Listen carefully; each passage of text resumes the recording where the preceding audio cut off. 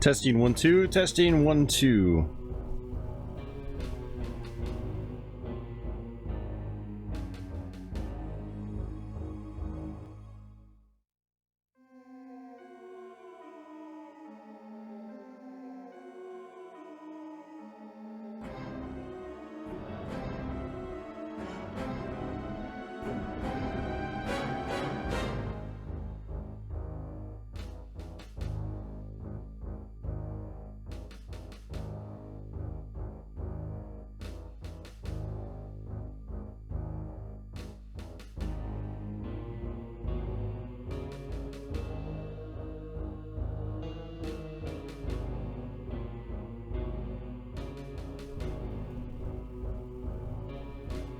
Let's try that again. Sorry, I was too busy typing.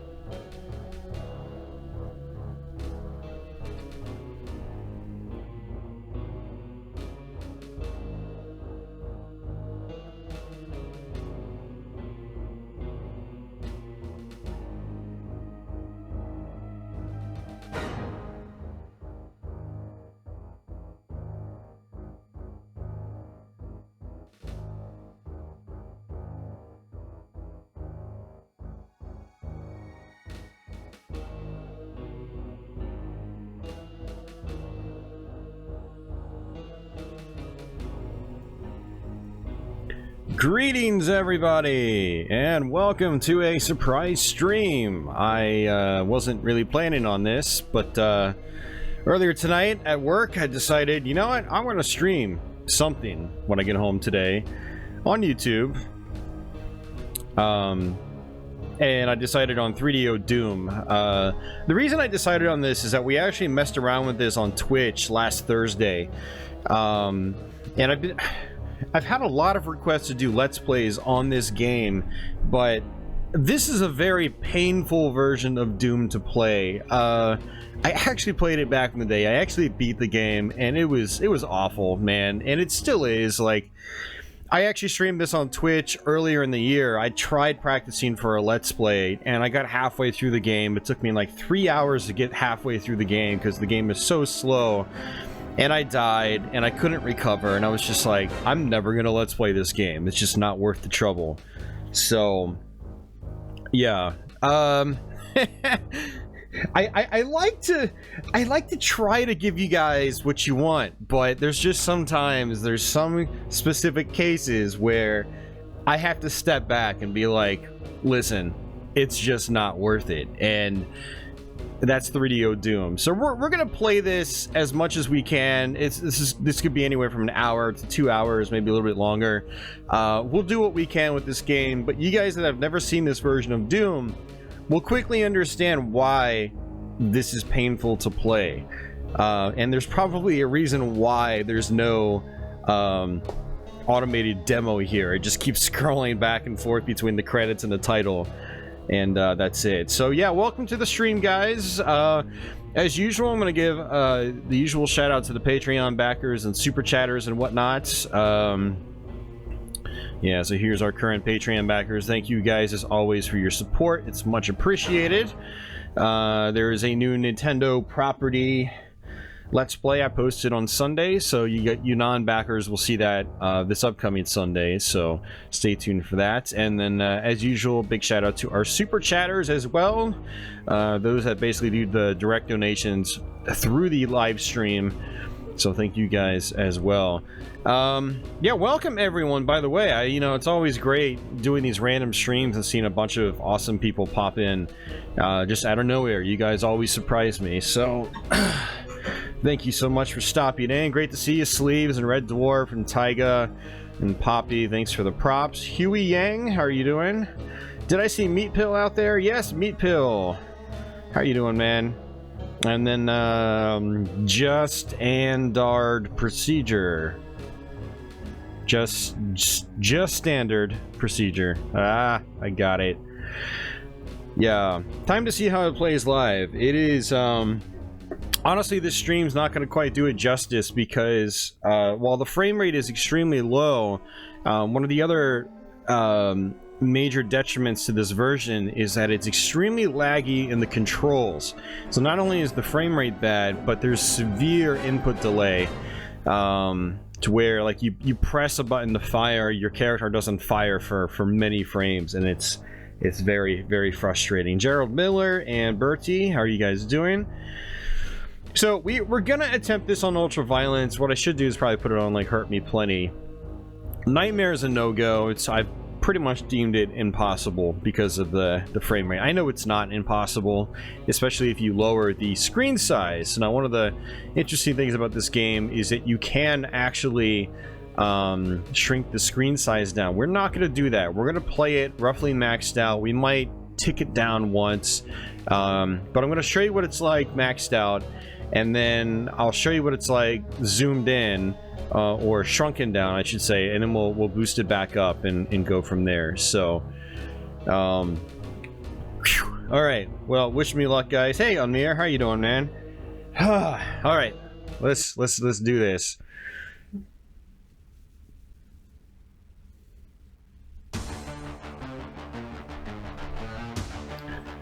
So, when I streamed this on Twitch the other night, I just sat here for a few minutes, and some people were like, "Wow, this looks great, man! This looks awesome! Like, what are you complaining about?" And then I was just like, "Okay, guys, here we go. Are you ready? Brace yourselves. Okay, let's do it. 3, 2, 1. Ah, look at that! Ah, look at that frame rate. Oh yeah, that's what I'm talking about." Yes.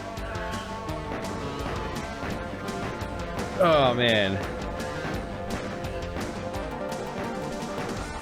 So let me kill these guys first, and I'll do some demonstration of the screen size settings.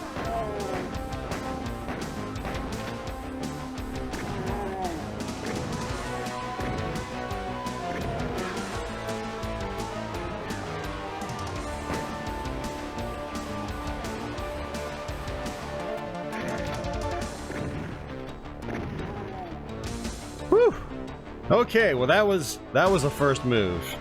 That was a first room, I mean. Wow.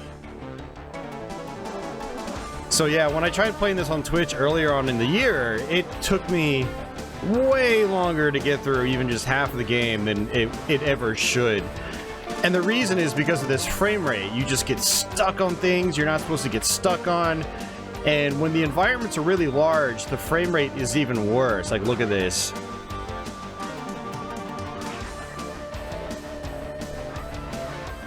So let's go ahead and pause it, and actually we have to hit the back key. So you can adjust the screen size.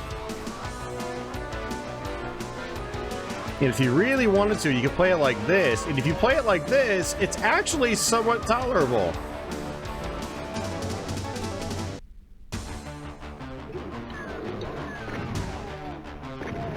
You know, if you can actually see what you're doing. Back in the day when I beat this game, this is actually how I played it. I played it zoomed in like this. And in hindsight, it was absolutely awful to have to do that. I'm not going to rail on the game too much, honestly, because it actually has a really interesting development history. And I actually have a link in the description box if anyone wants to check it out. There's basically a video the original programmer of this game did that explains the whole story. It's basically the result of completely incompetent management that had no idea what it took to actually make a video game. And the programmer was just, who was a very experienced, talented programmer, was just kind of like stuck to deal with it. And it's just a really interesting scenario and story. So I highly recommend checking that out later on if you guys haven't seen that. I'll try to post it in the comments as well. Yeah, I'll try to post it in the comments as well.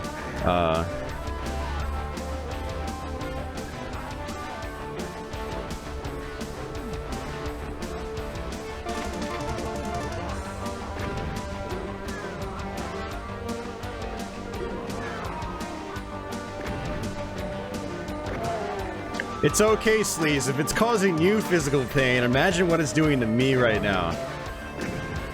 I'm surprised my bowels are still intact. Okay, that's enough at this level, and we're gonna get out of here.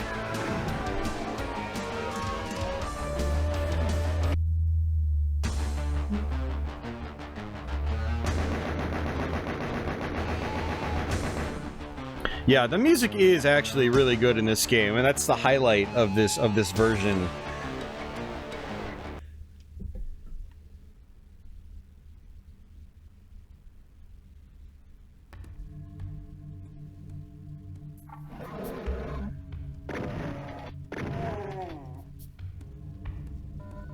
Yeah, the Saturn version has a slew of its own issues for varying different reasons.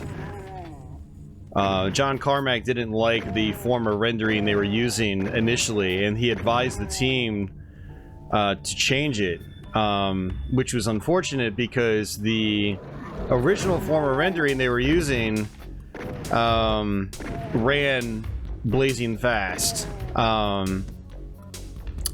And there was a tweet I saw, there's a couple of videos that talk about it, where John Carmack said in hindsight,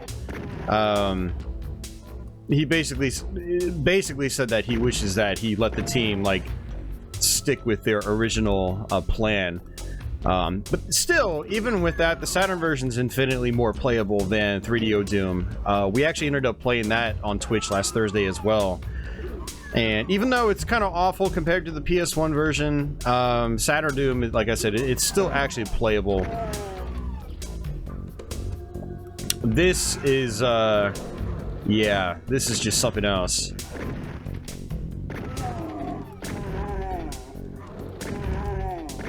Yeah, so I want to try to not be too negative in this playthrough, but I know, like, you know, negativity is probably just going to come out naturally as I struggle with the controls and stuff like that. And I know people are probably going to pop into the chat and probably have some choice words as well.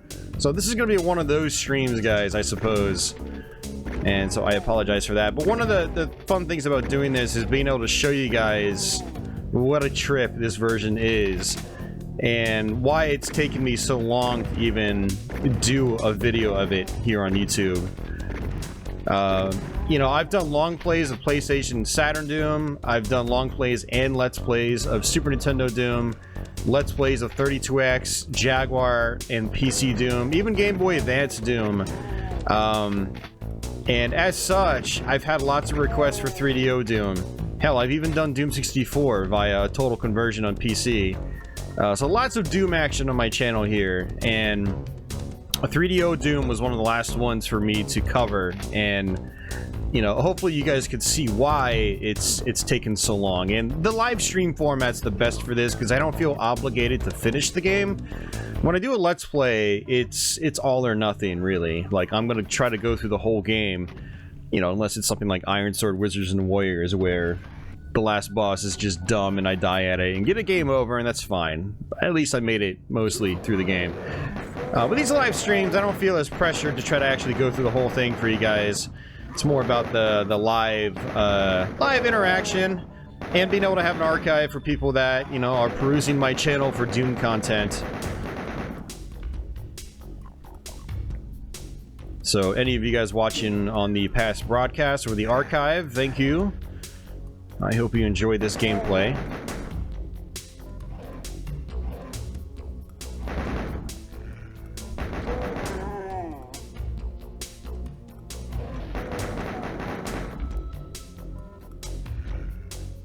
Hey, Amadeus!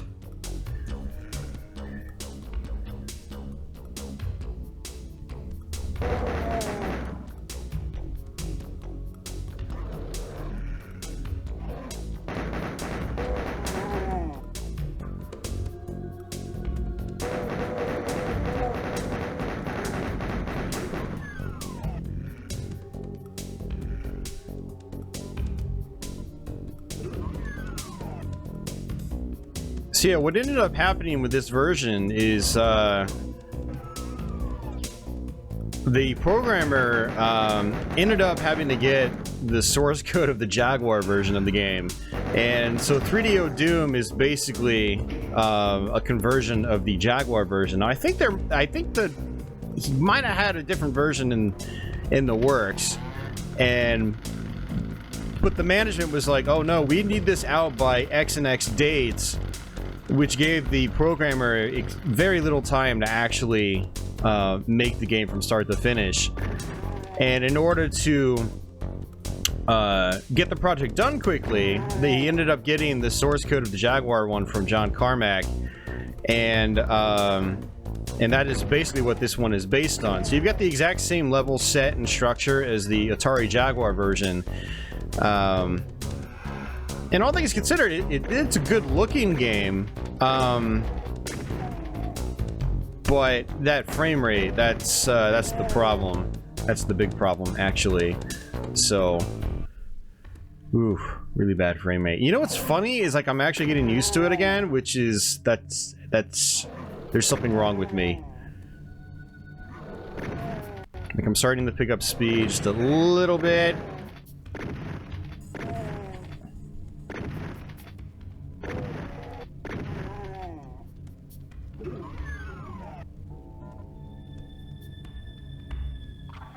Early version of Saturn Doom, Fast Saturn Doom was leaked. I don't think so, and I don't think it'll ever be leaked, honestly. I mean, never say never, but I think it would be awesome if it was leaked. But I guess it would all depend on if, you know, guys that used to work at Rage Software still have that stuff. If they don't have it, then it'll probably never be found.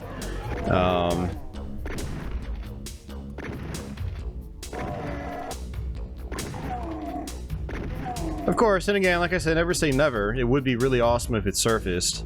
Just to kind of see what kind of... I mean, I don't even know if it was fully finished, or if it was even close to being finished. But it is interesting to think about. I try not to dwell on it too much, though. A lot of people like to, you know, troll long plays of the Saturn version of Doom and say, oh, this version should have been so much better and blah, blah, blah, screw Carmack and blah, blah, blah. It's, come on, guys. It's 2017. Play PC Doom. I mean, it's neat to think about, but to get riled up about it in this day and age is kind of counterproductive. And it's a reason why I don't really rail on 3DO Doom all that much. It's interesting to think about some of, you know, the development aspects and development history, but there's so many other good versions you can play. You should just play those instead of dwelling on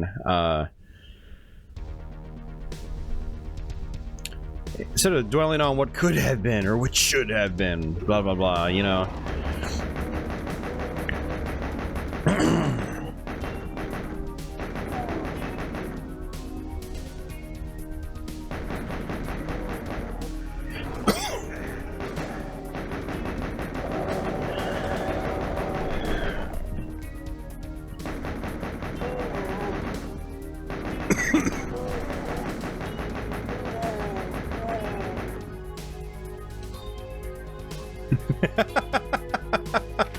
Hey, Red Dwarf. Thank you, sir. How many frames can $5 get? Nice surprise, man. You rock. Thank you, sir. No, dude, you rock. If nobody tuned in, I probably wouldn't be doing a stream right now. So thank you guys so much for hanging out with me.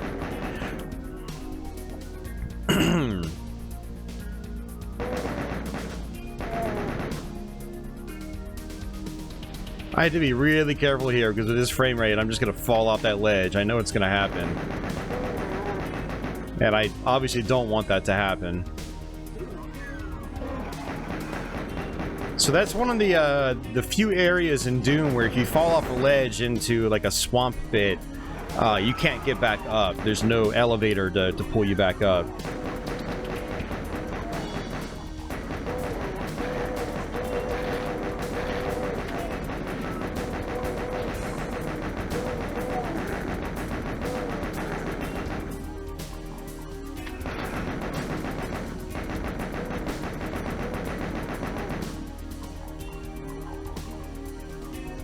Well, switching weapons in this one's a little weird. You have to hold down the action button, which is A, and then use the shoulder keys. So you need to make sure that you're not using the shoulder keys while you're trying to flip a switch. Because you will change your weapon.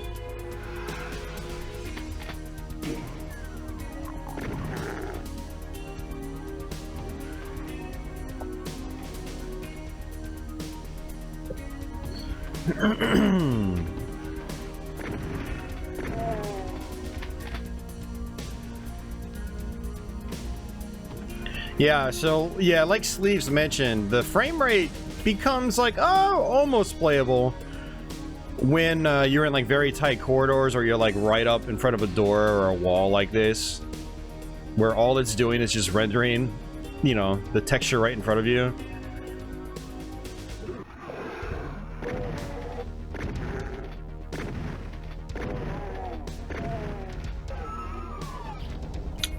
But yeah, Amadeus, as far as the video about the developer talking about this version, actually, it's already in the description box of this video. So for anyone that wants to see that, you know, the link is already in the description. And I'll, like I said, when the archive's posted, I'll post it in the comments as well, just so people don't miss it. But yeah, if you're a fan of Doom and a fan of the console ports of Doom, it's really a must-watch. It'll blow your mind how inept the management team was for this project. Basically, Art Data Interactive.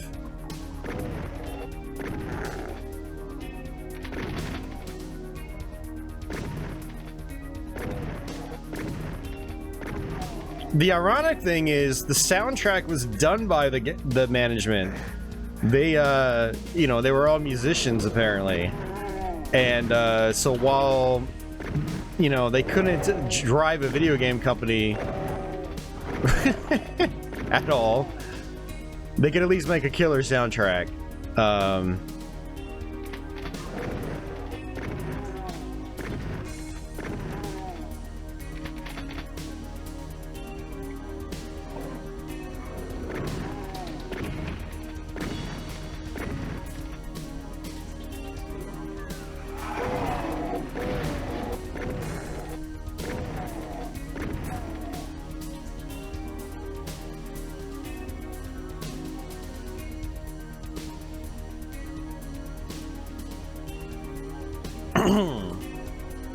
Yeah, it was Bill Heinemann back in the day, now Rebecca Heinemann.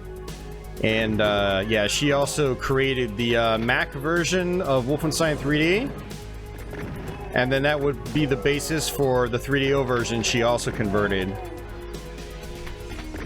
And that's a fantastic version of Wolfenstein 3D. I want to acquire another copy so I can do a live stream on that specifically. Because 3DO Wolfenstein 3D is really awesome. Frame rate's still not the best, but it's very brisk, unlike Doom, and the sound and gameplay is just awesome.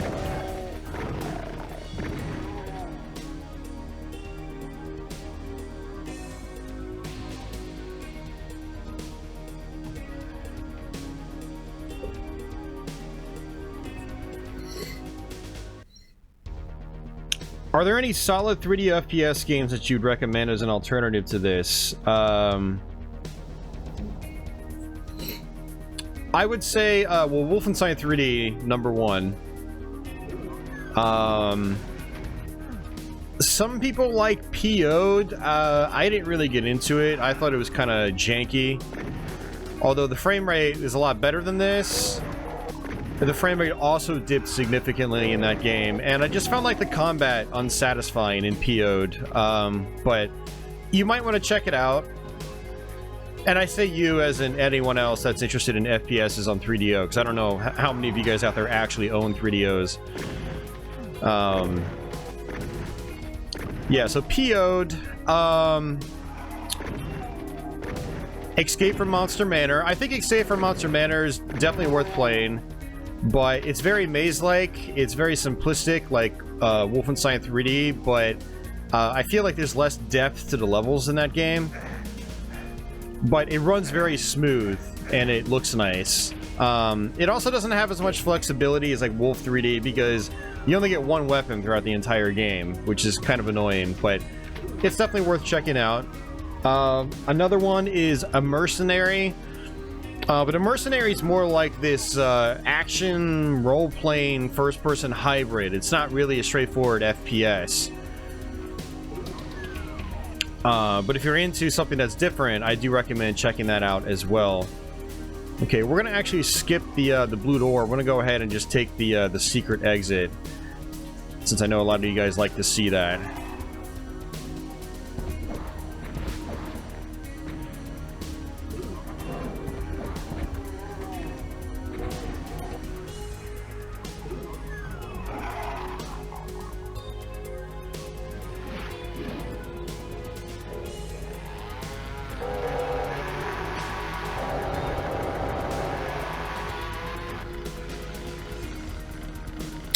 Cybermage. No, he's talking 3DO FPSs, not not FPSs in general.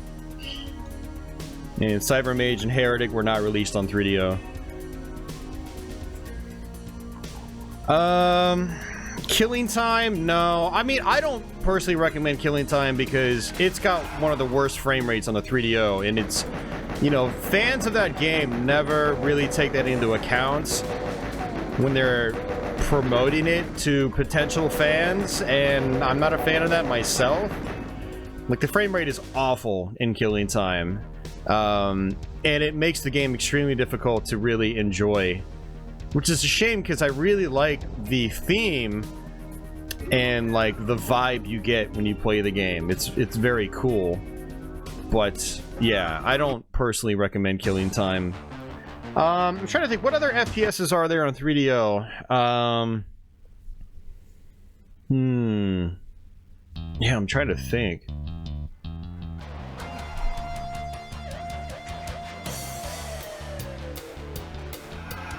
God, I know I'm missing a couple. I mean, the Space Hulk, but that's not really a first-person shooter in the traditional sense. It's a strategy game from a first-person perspective. You've also got Slayer and Deathkeep, which are basically Western-style dungeon crawlers, dungeon crawler RPGs that play in real time in first person.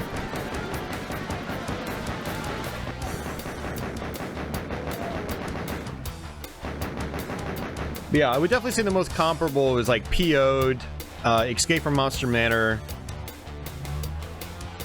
Hey, Arioka, how's it going? And Bergier?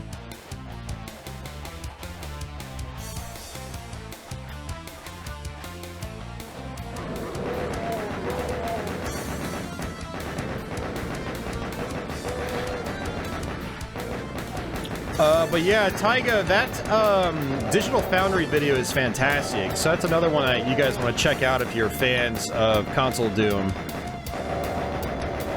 And it's great because they not only do they, you know, talk about, you know, just the general gameplay and stuff like that, but they also monitored the frame rates for every single version, so you could actually see, you know, which versions dipped the lowest. It was really interesting.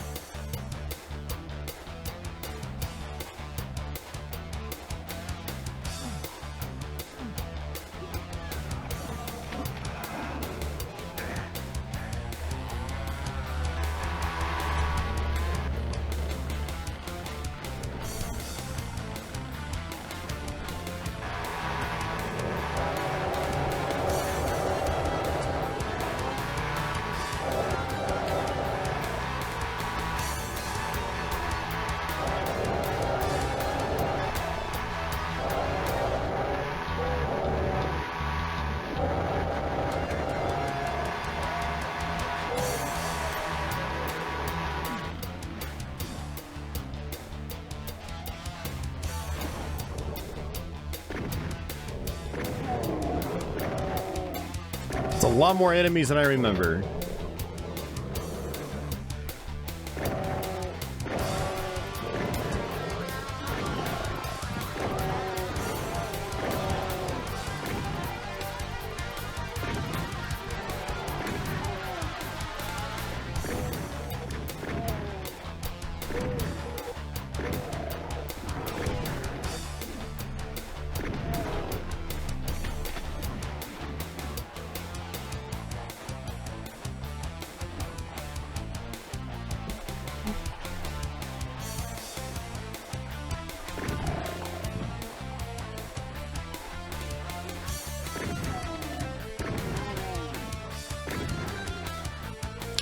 Quarantine, yeah. It's first person, but yeah, not really an FPS.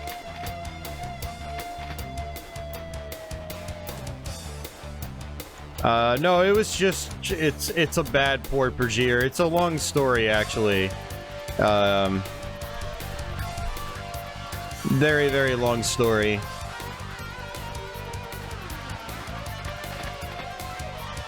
It's a good story. It's a funny story.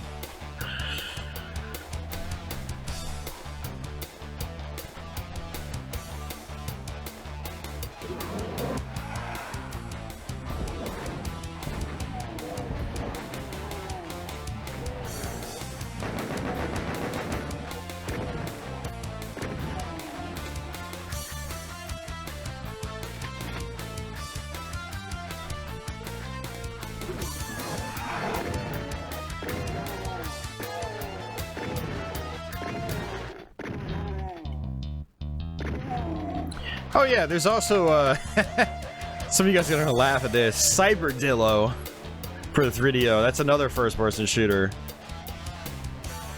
That's... You want a goofy one, man. That's... Play Cyberdillo. The good thing about Cyberdillo is it's actually... You can get the frame rate pretty... You know, relatively smooth in that game. That's one of the biggest factors for me when it comes to enjoying first-person shooters. Particularly from that era, is the frame rate's got to be half decent for starters. That's like priority number one. Cyberdillo actually manages to get it, although it kind of requires you to shrink the screen down a little bit, but not to the extent like you do in this game. Right, we're not going to go down there. That's a lowering platform. We don't actually need to go there.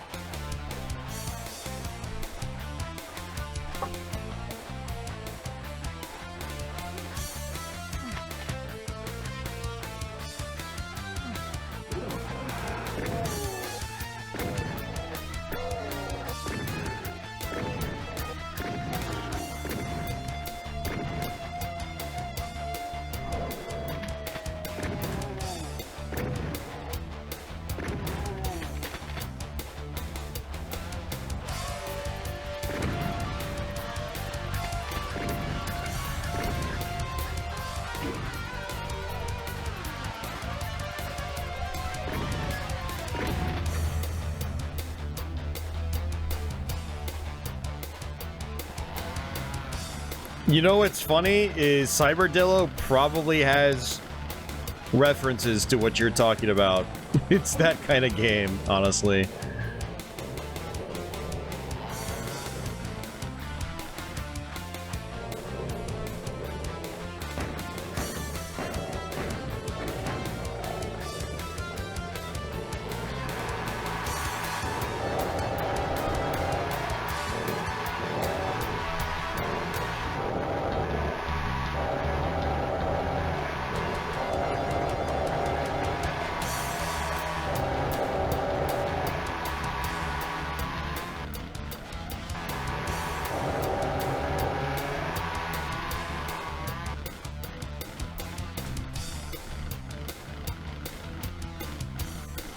Alright, actually I need to go back to that pentagram room.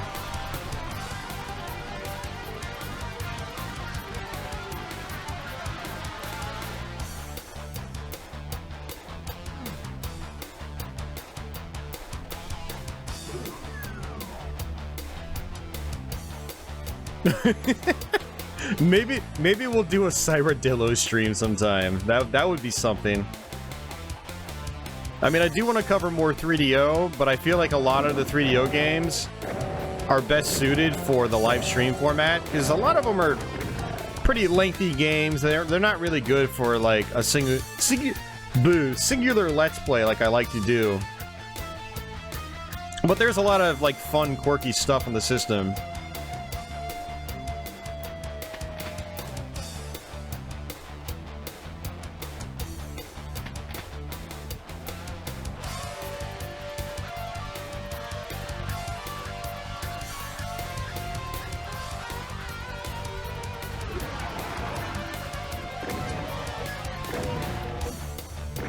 Yeah, you're absolutely right, Arioka.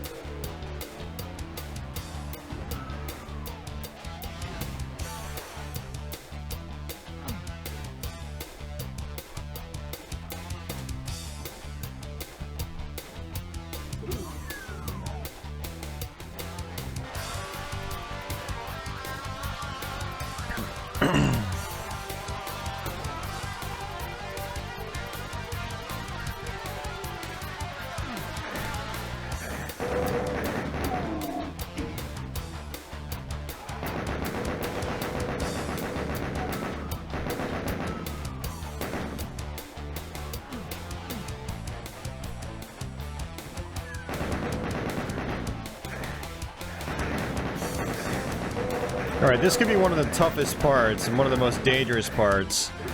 Because you're basically forced to take damage. There we go, we're good.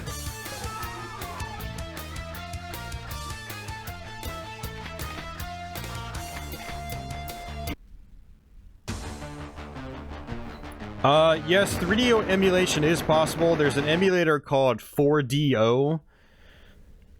It's not the best, but, you know, you could play a lot of games through it and sort of get an idea of what they're like.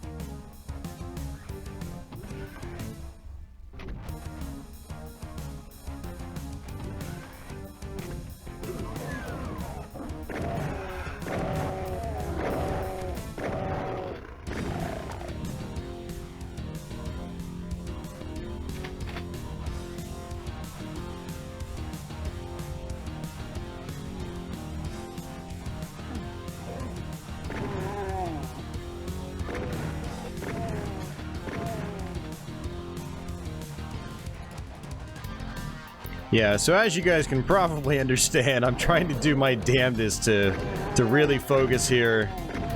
You have to think much farther ahead in this version because of the awful frame rate. Like, I have to constantly be thinking about what's around the corner.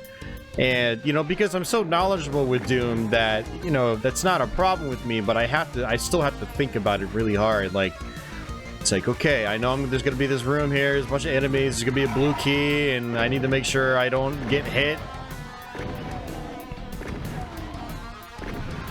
I kind of have to, like, formulate an attack plan before I even do things in this version. I don't have to do that in other versions of Doom, you know?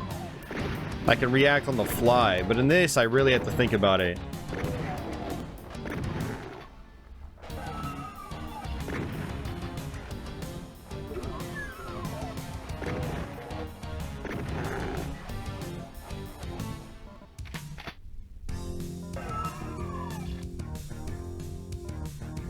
Whew.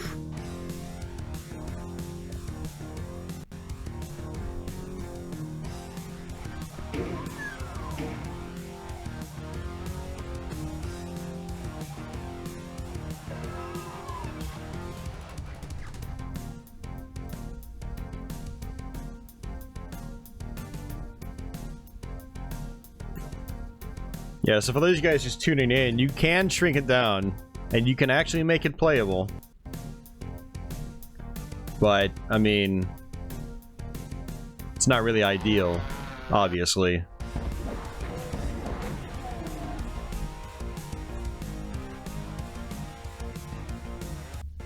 It still, like, pauses every now and then. I guess as it's loading assets, I'm guessing.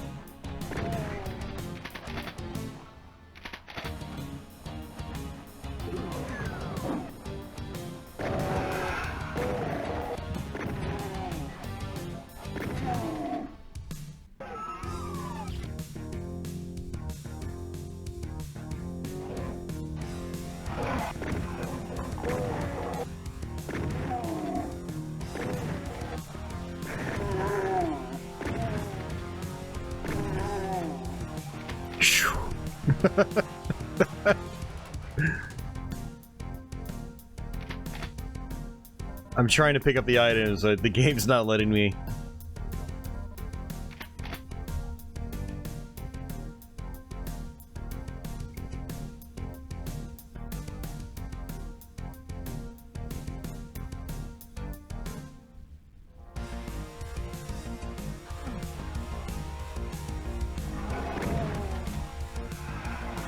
We're gonna go ahead and get this secret.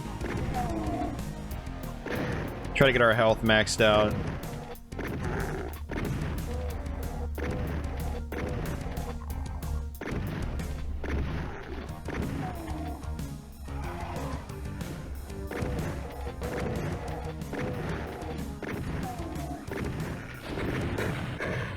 Oh no! Crap.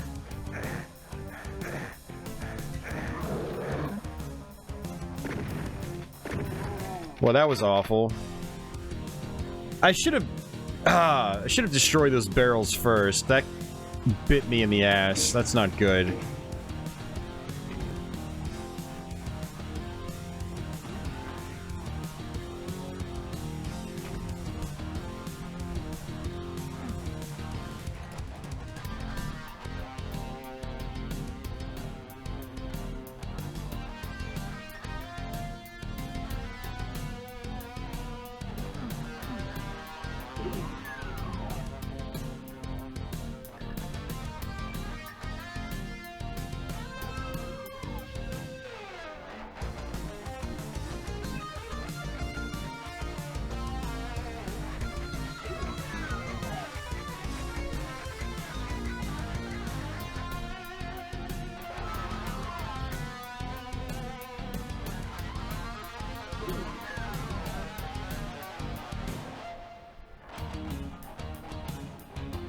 Yeah, if I died, that would have been a major problem, because I would have had to start over with no weapons.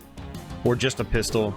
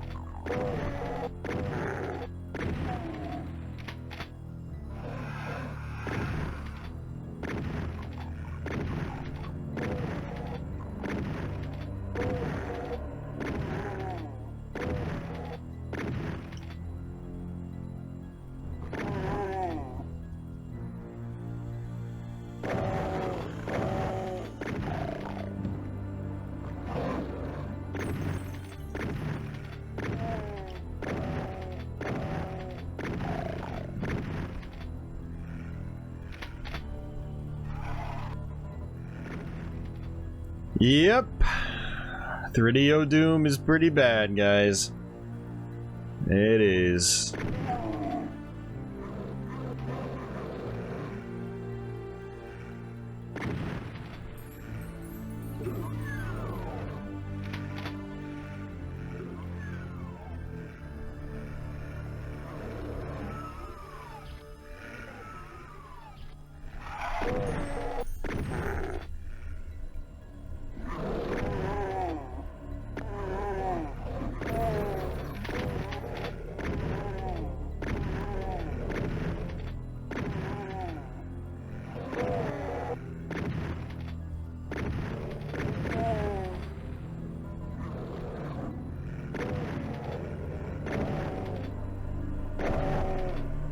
What I find probably the most interesting about doing this is how many people actually weren't aware the 3DO version was this bad. Like, you know, for those of us that have been, you know, gaming for a really long time,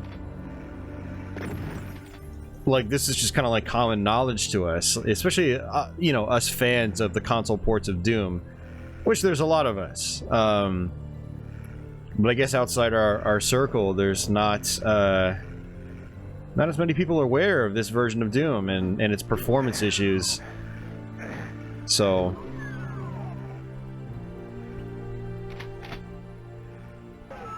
I mean, we've had a bunch of people come into this chat already be like, wow, this is kind of terrible. I didn't know. It's like, okay.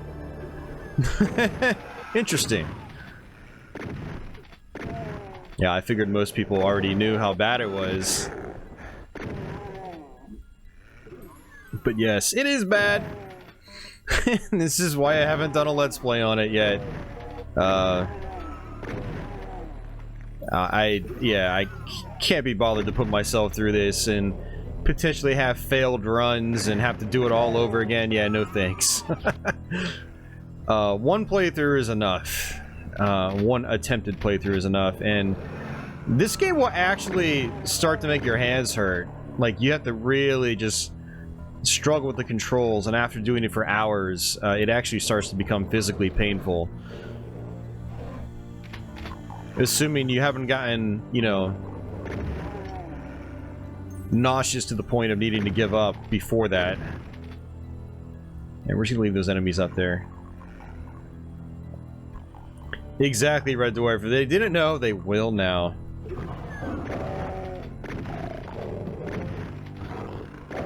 It's my little gift to the internet.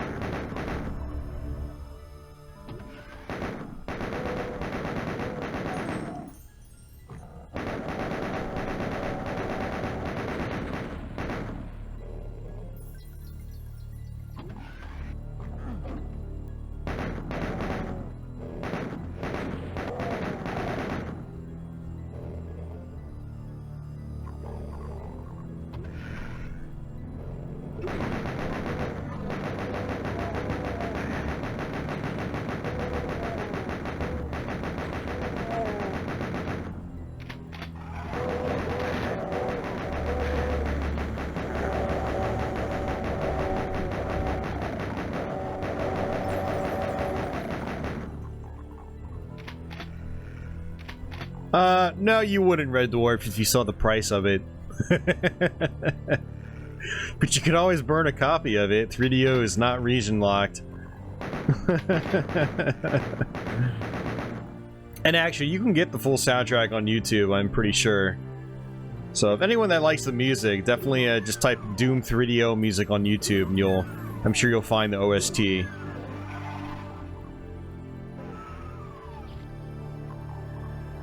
Yeah, the music is great. They did a really good job with that, so I'm happy for that.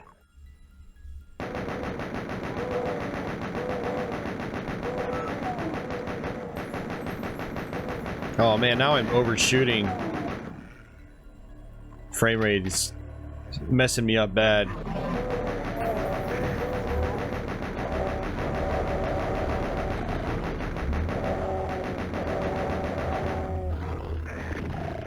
A complete in-box copy will probably cost you at least $75.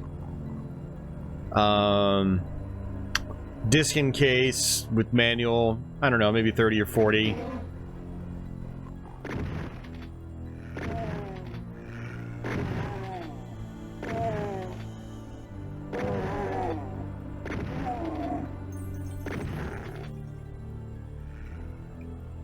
Hey, Boss and Burf.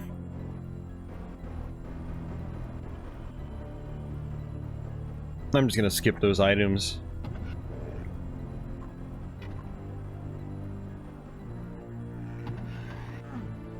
Yeah, if you really wanted to, just play PC Doom with the 3DO Doom soundtrack. That's what some people do.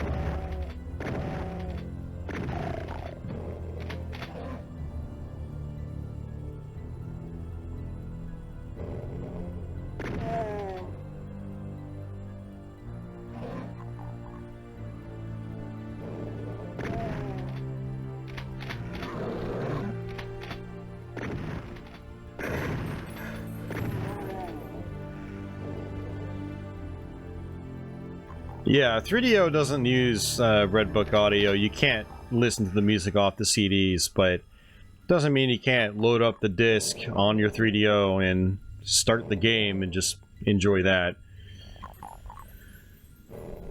Back in the day, that's what we would do, you know?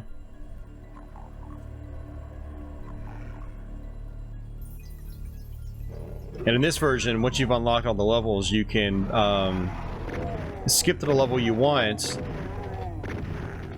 and then mute the sound effects. And then you got just music playing. You just let it sit.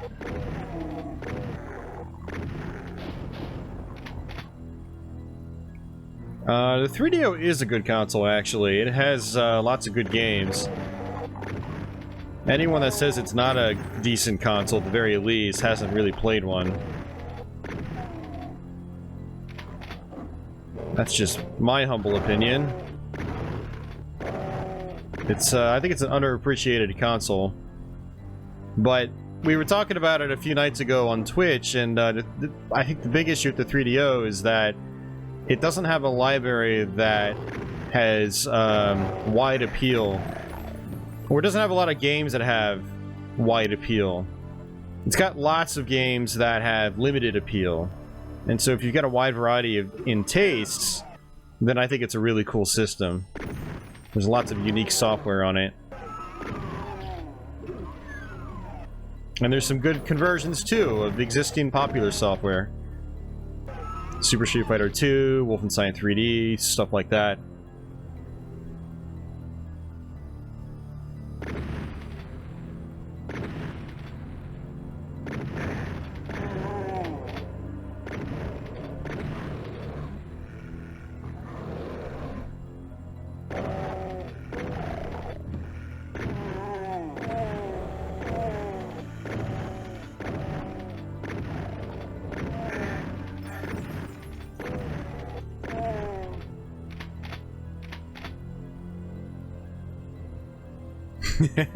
Jag Doom plus 3DO Doom music. That would be sweet, Arioka.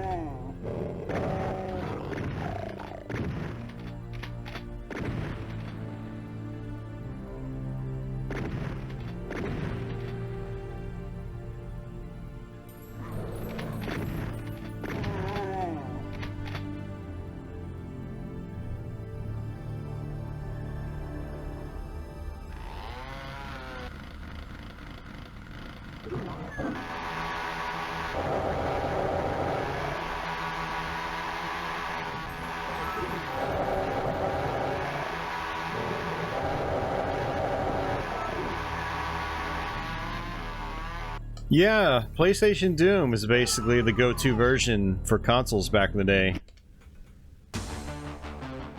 I mean, Jag Doom was nice as well, but I mean, PlayStation Doom was where it was at for, you know, the highest speed and the most amount of content.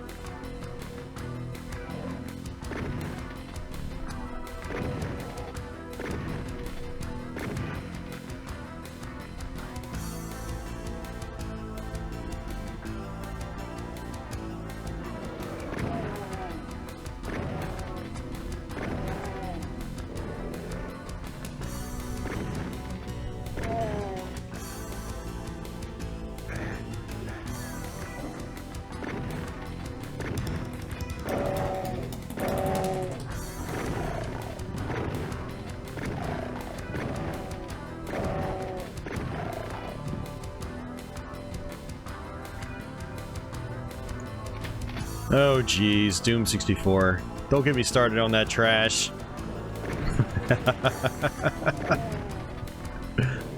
I'm just kidding. Only partially.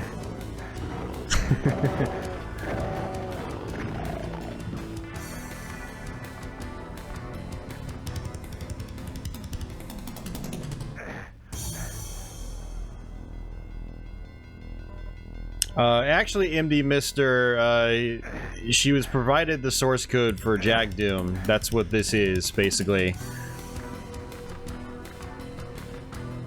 But had so little time to get it together that this is as best that could be done. So, yeah, again, I'll reiterate for people just tuning in, I have a link in the description of a video with the original programmer of this game, where he/she talks about the development process of this game and the nightmare that it was. And it's a really interesting story, and anyone that has seen this version in action, I highly implore you to check that out. I think you will find it interesting.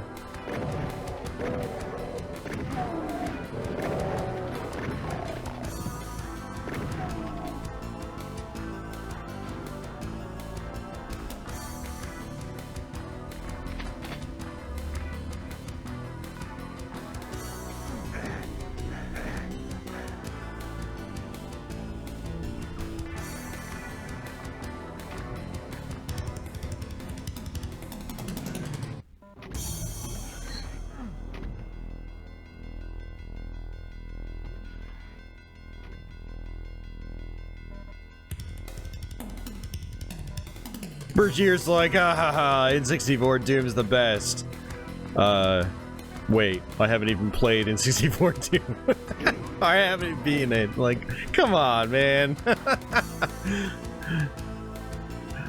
No, you know what's funny about it? 64 Doom is, we're gonna do a stream of that sometime in the future, probably the near future.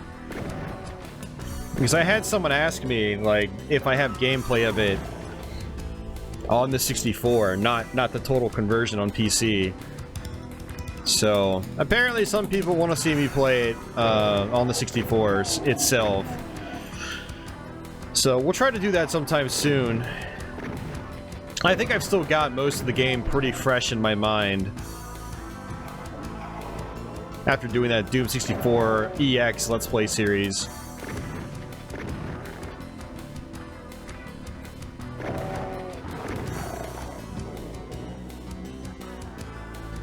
3DO was not outdated by the time it came out, actually. The PlayStation and Saturn wouldn't hit for another 2 years. Let's try not to get too sensationalist here, guys. Come on. Just because we're talking about retro games doesn't mean we have to be dumb about it.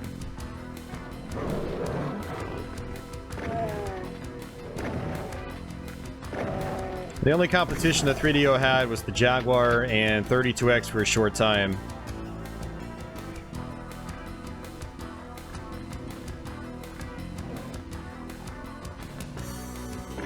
And then when the PlayStation and Saturn hit, it still was able to hold its own.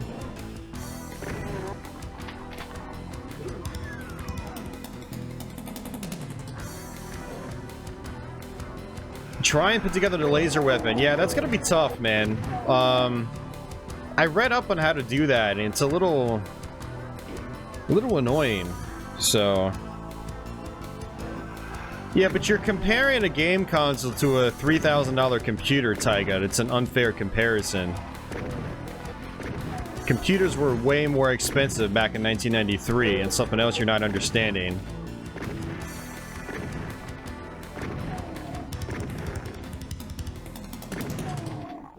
And I guarantee you, very few PCs could run something like Doom effectively in 1993.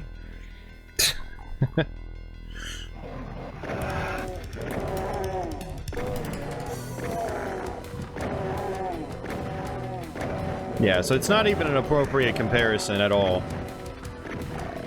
So whenever that argument's brought up, you know, comparing to consoles from back in the day, computers were not cheap back then. Not cheap at all.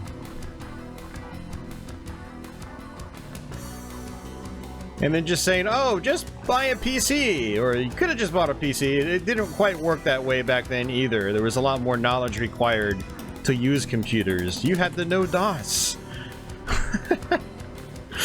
If you wanted to play worthwhile PC games anyway.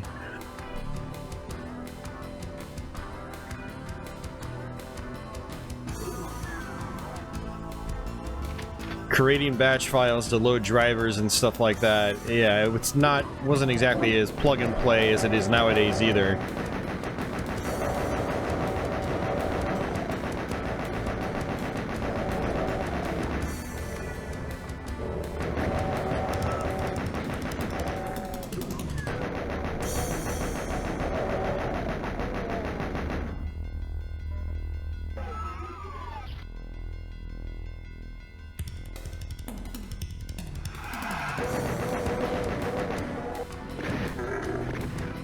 Yeah, it's a good point. I mean, people still bring up that argument these days with, you know, modern consoles versus PC gaming. And if you want a PC that's worth anything for gaming, you need to shell out considerably more than what a console costs. Especially if you want something that's going to be future-proof for at least a couple years.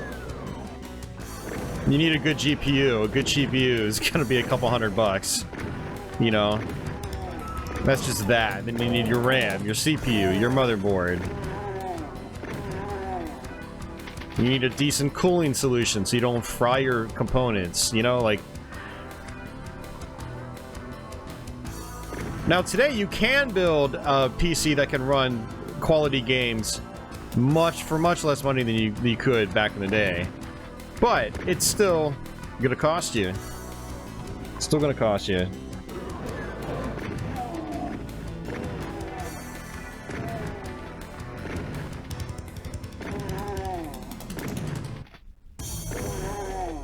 It was a part of the game. It was a part of the experience. I don't know if it was a good part of the experience, though, Huey.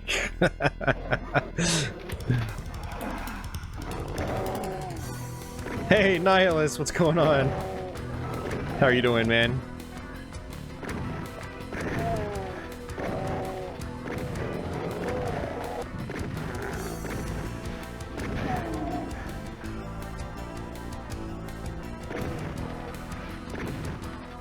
You know, it's just like nowadays where pretty much mandatory downloads and large updates are part of the process, or part of the experience. I don't think anyone would argue that they are a good part of the experience, especially when we're talking about this stuff 20 years down from now. Nothing about DOS was a good experience. I have nostalgia for DOS, but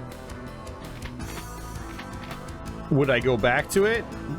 Probably not, no. And I don't think anyone would. Except for, you know, some of the few absolute hardcore users.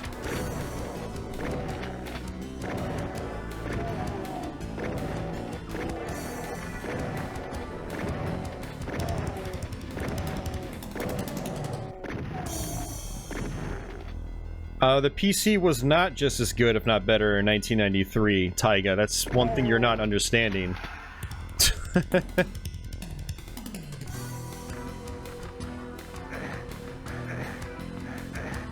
3DO was doing full polygons texture mapped in 1993 at high speeds. You didn't see that on PC until 96 with Quake. You know. So it was a beast when it came out. And you had some random efforts that tried to do it. But a lot of the games were like Doom. You know, more along that raycasting style.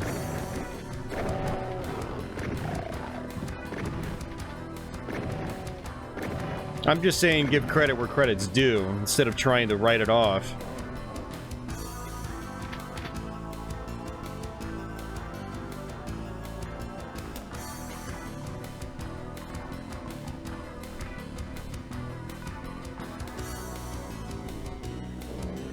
And by the way, 1993, Doom, the sort of experience that you had on PC with the likes of games like Doom was not commonplace. Doom was revolutionary when it came out.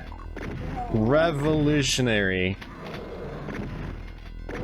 So it's not like the PC was just swimming with games like Doom in 1993, because it wasn't. It took something like Doom. I don't know. I don't even know where I'm going with this. The whole point is hindsight's 20/20, and you gotta be realistic about it.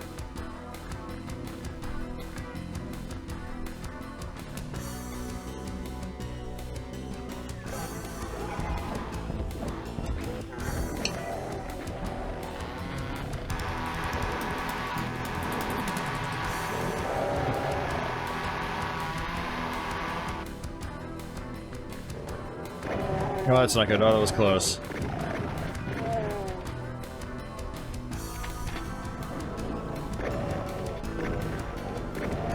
Yeah, that sounds about right, Nihilus. I mean, that's about what I paid for my current system. So...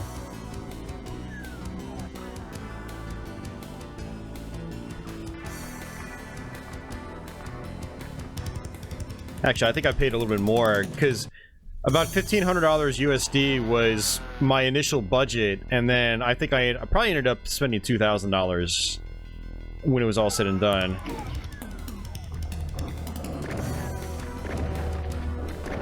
And before that, I was like you, Nihilus, which I was on a 10-year-old computer. Or close to it. Which was running great still for like web browsing and stuff like that, but for modern games it was pretty bad. You know.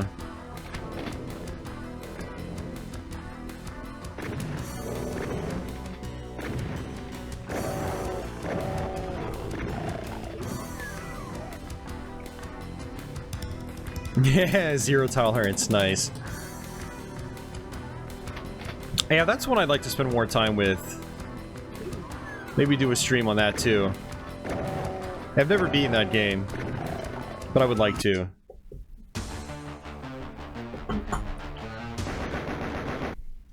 Yeah, the 90s was interesting for 3D gaming on consoles, because you had, you know, the Jaguar and 3DO the same year, and you had the early 3D efforts on, like, Super Nintendo and Genesis and Mega Drive. Yeah, my old 10-year-old computer can run Crysis, too.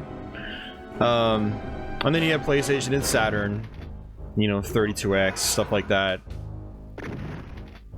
It was an interesting time to be a gamer, and seeing that evolution in person. living through it.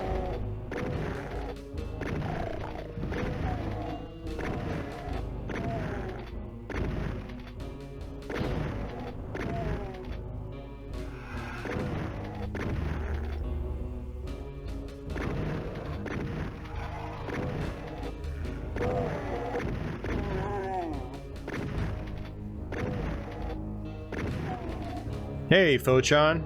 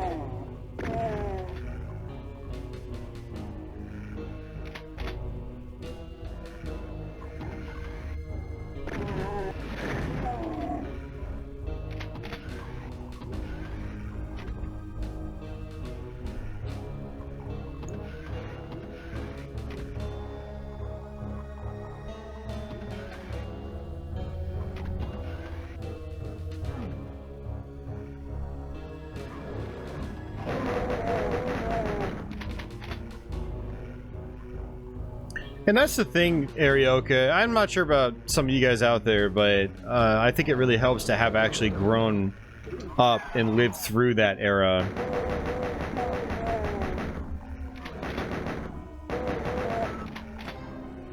You know, it definitely helps with the perspectives. Hey, we're not going to go up there as always. I always skip that room now whenever I do playthroughs of this game. Alright, see if I can just get past those guys and not take damage.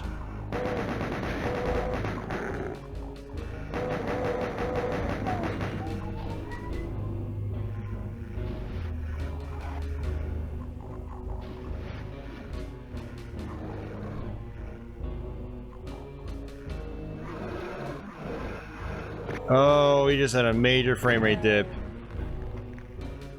Like, you know, when the music cuts out, it's gotten really bad.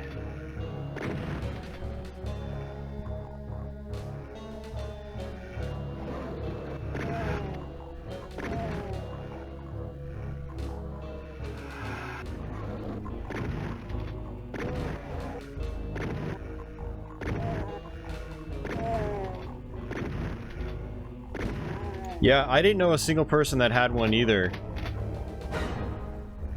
Not when I was growing up. I mean, as I got older and I met more people, I eventually knew people that did have 3DOs when they were, when the system was current. But I never personally knew anyone that had one. Same with the Jaguar. Jaguar, even 32X. I didn't know anyone that had that either.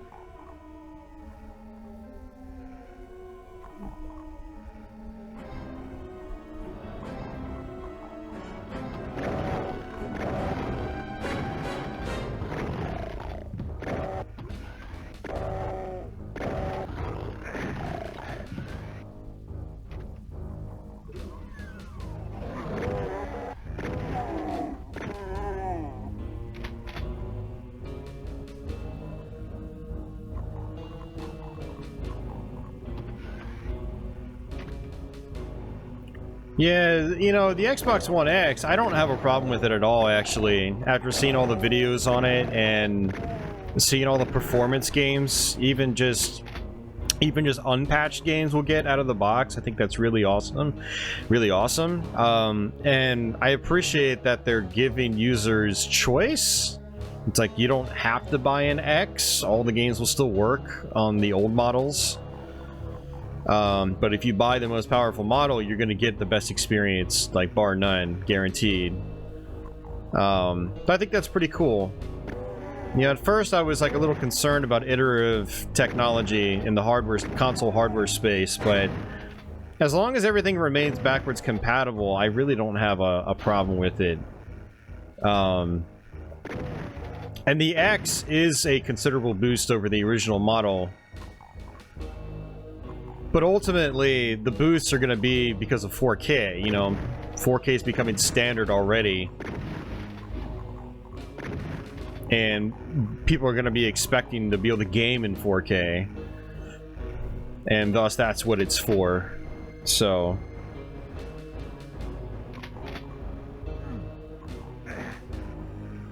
if I had the money, I would buy an Xbox One X, because there's a lot of really cool features. The big one not a lot of people are talking about is enhanced Xbox 360 games via backwards compatibility. They take advantage of the extra power of the Xbox One X, and Digital Foundry has videos showing frame rate boosts without the games even being patched. Like Bayonetta runs at a stock 60, or I should say a flat 60 across the board. It never dips. Whereas on 360 it does dip. So you've got an inconsistent experience that's now been made flawless. So what am I going to play Bayonetta on if I play the game for the first time? I'm going to play it on an Xbox 360 on Xbox One X. Like, I think that's amazing. So...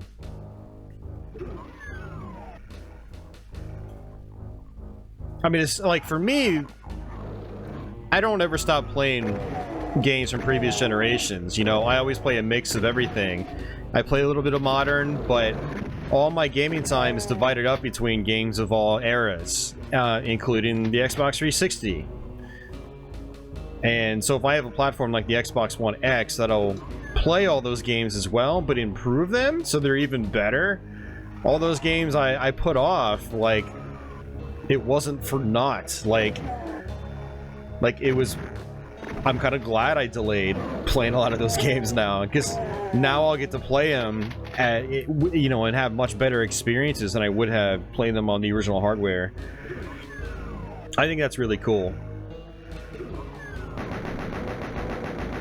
And it's one reason why, like, I don't give Microsoft as much crap for the iterative hardware thing as I do Sony, because with the PlayStation 4 Pro, it didn't really enhance the old software. It was like games really had to be designed for it. Whereas with the Xbox One X, you're seeing performance boosts even without patches. You know, I really think that's awesome. It's like buying a new PC and then running your old games on it and seeing those performance boosts just out of the box. And I've always enjoyed doing that too. Like, one of the things I do when I build a new computer is, for one, I try the latest and greatest, but I also go back and I load up my old games and max out the resolutions and, you know, just really appreciate how smooth and better the experience is on my new system.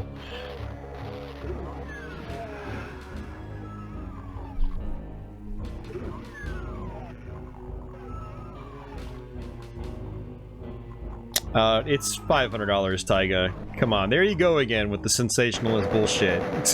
Cut that out, man. Cut it out.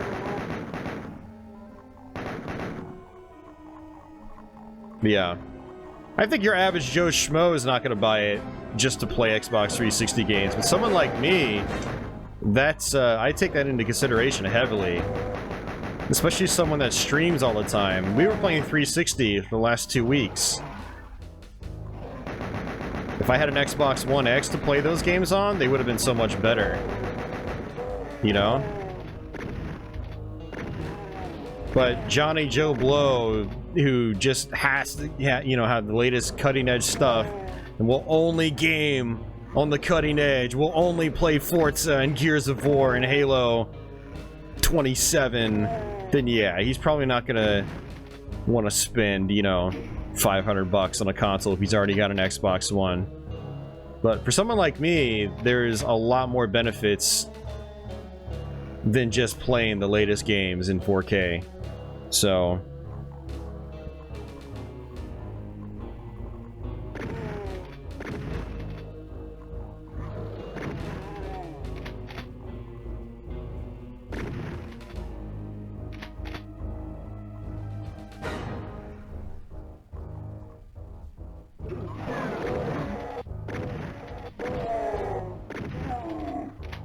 yeah, I hope my perspective is not too surprising for some of you, considering I am a retro gaming channel.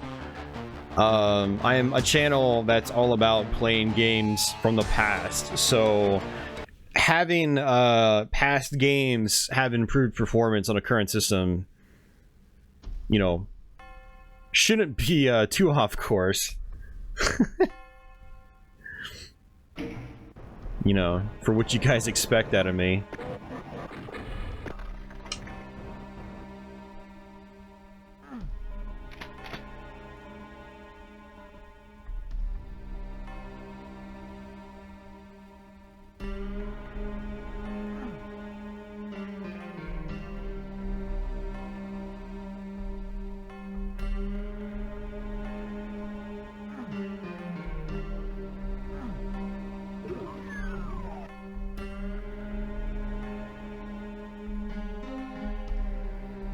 It's gonna be considerably more with upgrades, and you're gonna have to constantly upgrade it. That's what you get with the PC. You know, one day you can say, oh, I only spent $600 to play games. And then a year from now, or 2 years, it's gonna be, well, I just dropped another 200 on it. And then, well, there goes another 100 because I added more RAM. And then, oh, need more hard drive space. Here's another drive. There's another 50 to 100 bucks. Oh, hey, my GPU's out of date again. Great. There's another 100 or 200. You know, it's just, it's a constant cycle with PC. So you can never really use it as an argument, like a price argument, because you are always going to have to upgrade, usually sooner than later, unless you don't mind subpar experiences.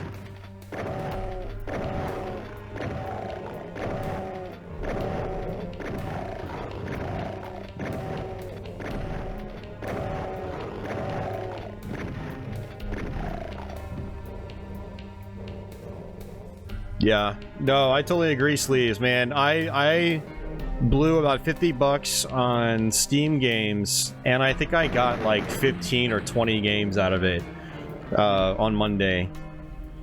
And they're all like shmups too, you know? Stuff that's always like $10, $15 a pop. I ended up picking up loads of games. They were all like 80% off. It was crazy.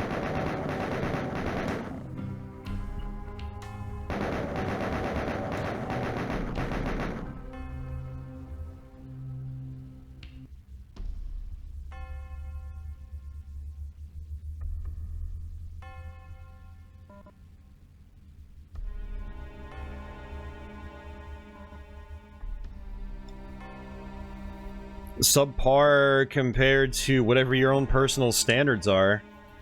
My personal standard is 1080p, 60 frames a second minimum. And if I have to lower a game down to 720p, run it at 35 frames a second, and lower the texture quality, that's not an optimal experience in my eyes. And you're gonna eventually have to do that unless you want your games running at 15 frames a second.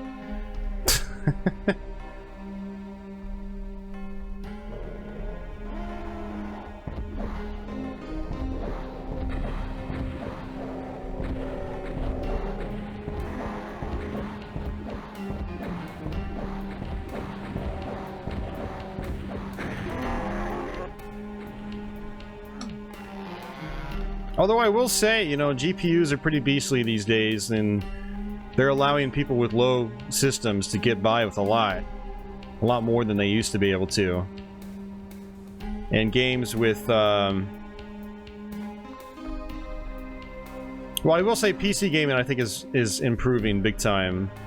You know, I follow a bunch of the tech tubers, PC tech tubers, and, you know, they're doing benchmarks on old systems with current GPUs, and it's kind of surprising some of the frame rates you can still get in a game like GTA 5, even though it's very CPU heavy. It's interesting.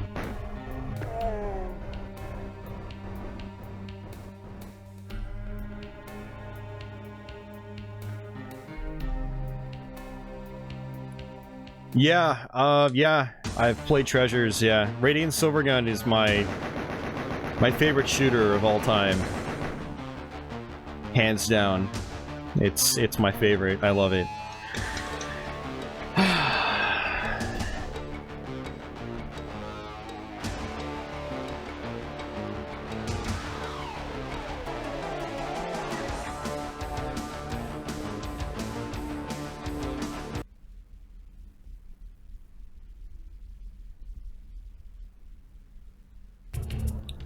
Yeah, Bergier, they did that in the console versions of Doom, because the game doesn't end there. Remember, in console Doom, that was the end of the first episode. Console Doom, there are no episodes, you know.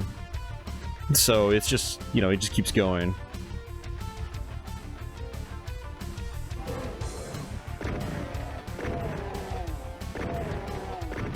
I do not have a Let's Play Radiant Silvergun. I wanted to do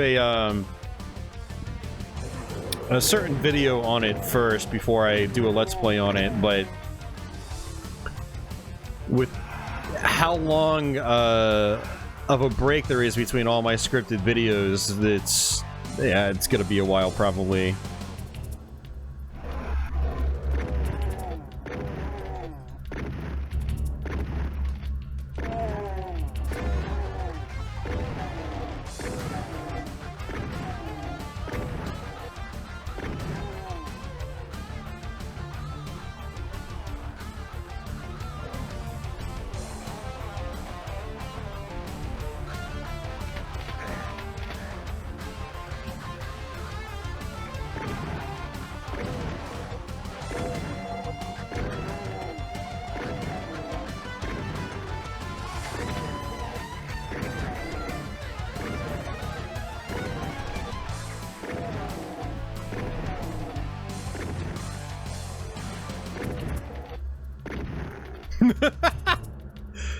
But a $700 PC is so much better.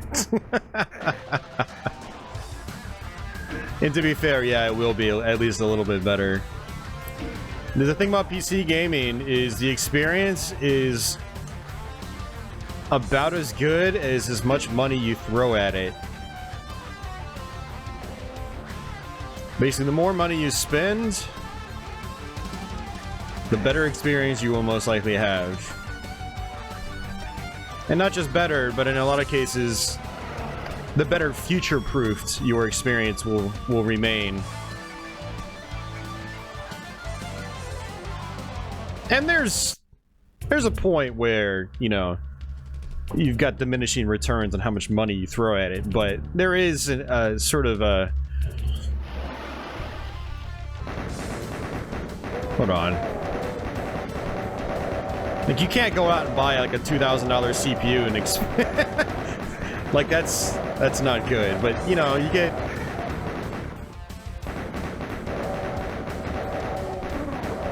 You know, something like $1,500 to $2,000 computer still is... You're gonna have a beastly system for years to come. But anything higher than that, you are probably not gonna be seeing... You're gonna be seeing diminishing returns, most likely.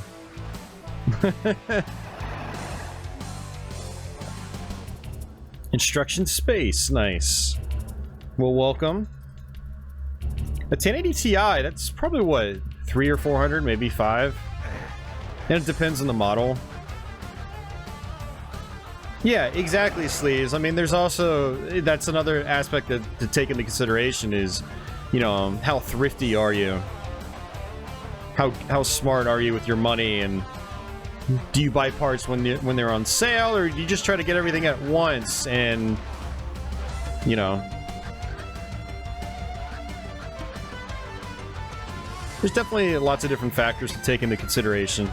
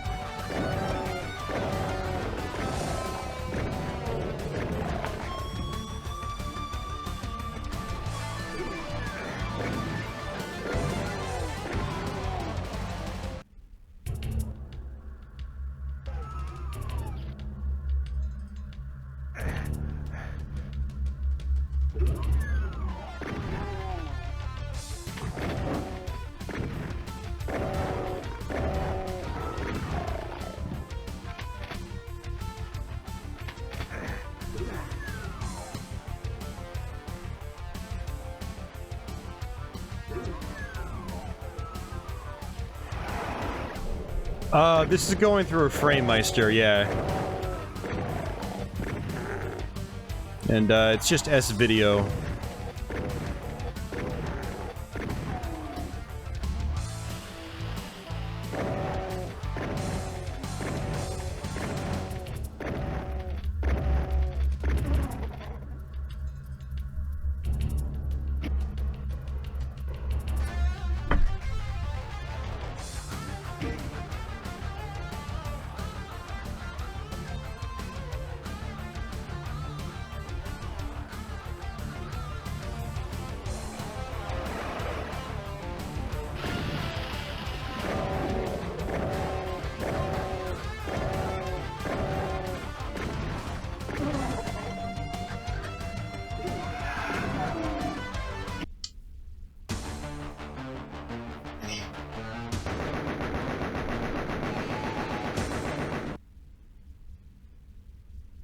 Pentium CPU.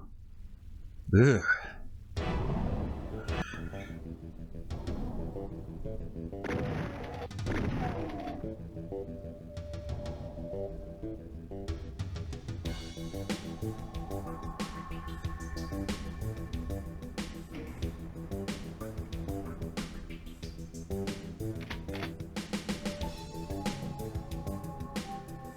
Alright, there's gonna be a berserk power up here.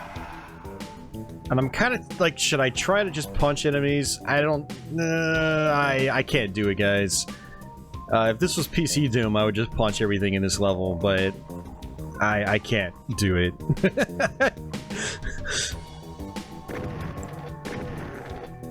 Which sucks because this is where, like, you'll start to run out of ammo.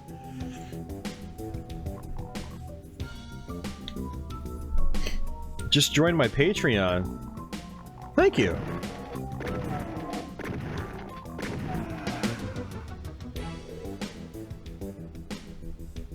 Yeah, thank you very much. That's awesome. Yeah, Patreon is, you know, anyone that is interested in supporting the show monetarily and getting, you know, some minor benefits with it. Patreon's the way to do it. As little as $1 a month, you get the videos a week early. And anything else I do, you'll get a week early as well. If I actually do something different. But yeah. And anyone that does that, I'll get your names at the beginning of each video and stream.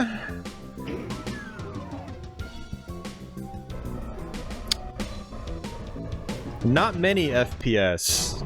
That's how many.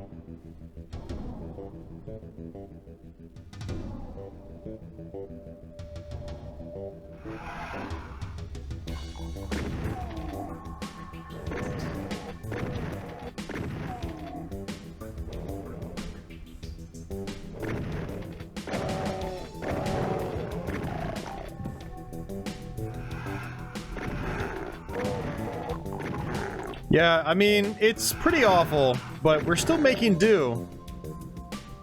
We are still making do here, guys. It's honestly more than I would have ever expected.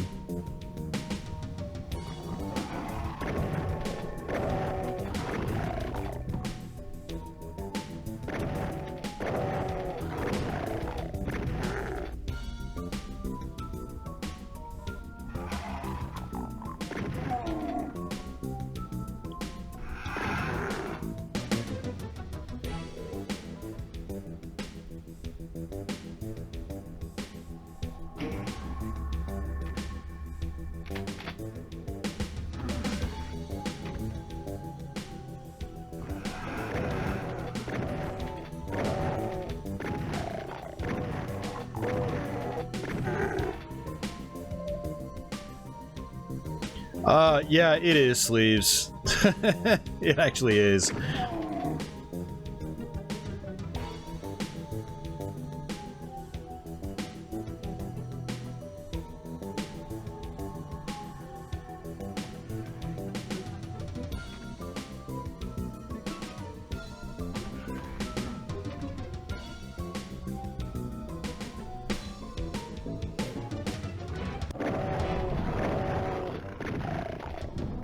Yeah, it's awful. Every time I've tried firing this game up my own, I play it for a level or two and I'm like, I'm done.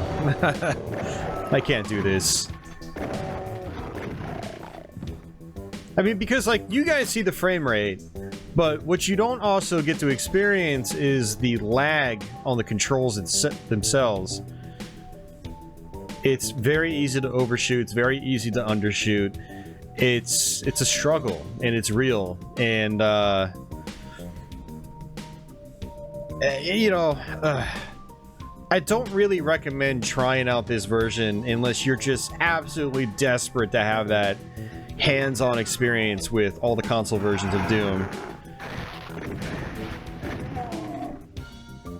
Like, myself personally, I just, back in the day, I naturally experimented with all the home versions of Doom. It's just, they were cheap back then. It wasn't really, I wasn't breaking the bank by doing so, but nowadays, I mean, unless you want to just make CDRs of everything, which is something I do recommend doing on 3DO, because a lot of the games are going up in price, it's not worth tracking down a copy of this game if you're going to pay for it. And the only reason I have a legit copy of this game is that I'm basically collecting all the console versions, all the retail versions of Doom, actually, PC versions included. So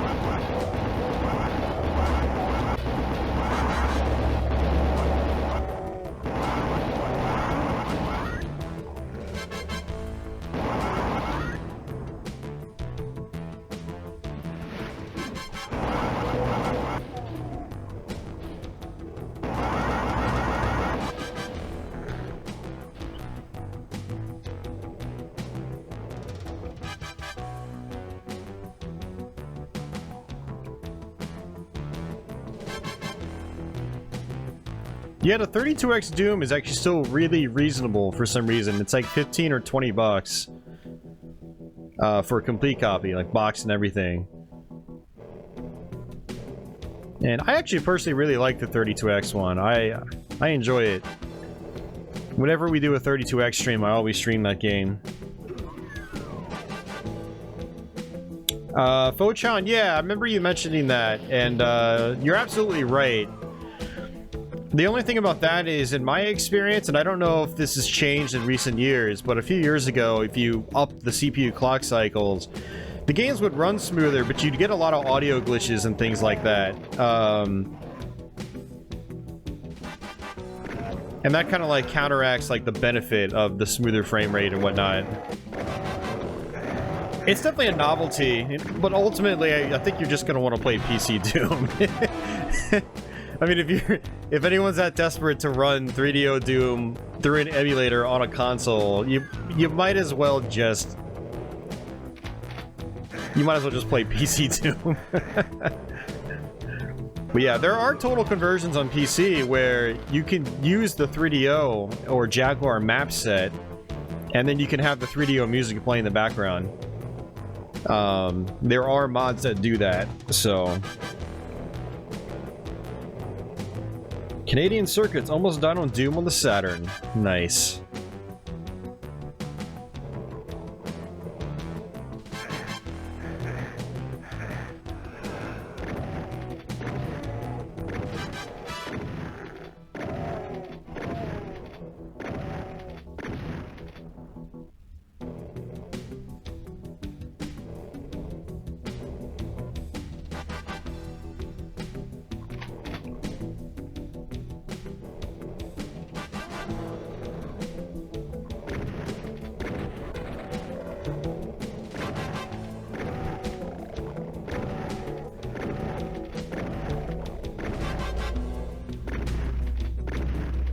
Does strafe work in this version? Yes, it does. It's the shoulder keys, L and R.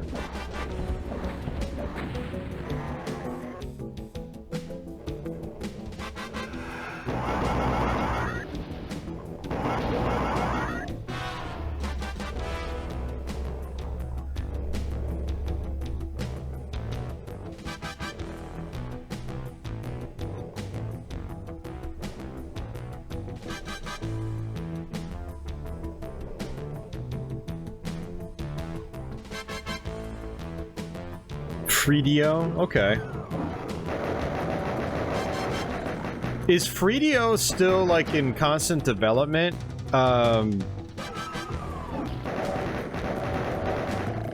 always thought, like, FreeDO was the one that was, like, not that good, and then there was 4DO.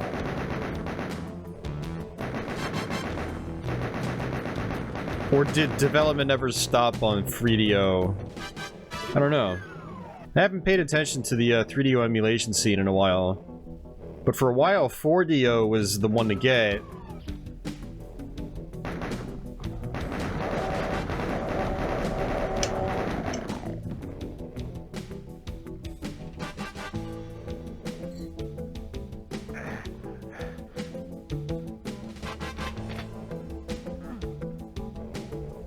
I might have to give it a try though anyway, just out of curiosity. Yeah, because one very specific one I tried was Killing Time, because that's a game I'd really love to play through, but that frame rate is just awful. It's abysmal. And I boosted the clock cycles, and it completely nerfed the sound. But the frame rate was smooth.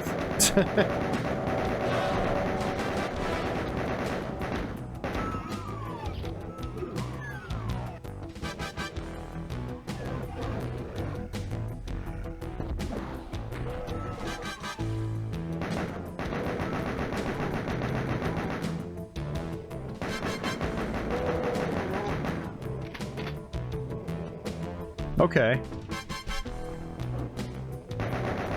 So development's still going on FreeDO. That's cool.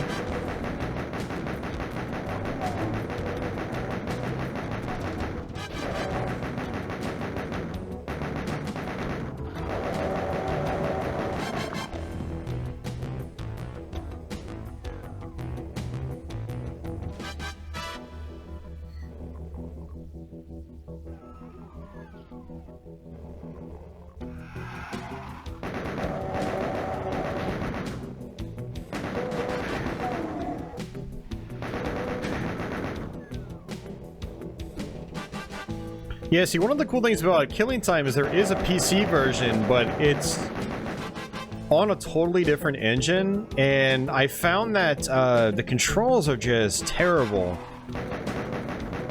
Like, it's keyboard and mouse, you got free look and stuff like that, but you've got very little customization over the controls, and it just feels terrible. So, like, I originally thought PC killing time would be the solution, but it's, you know, having tried it recently, like, it feels like it's not, which is sad.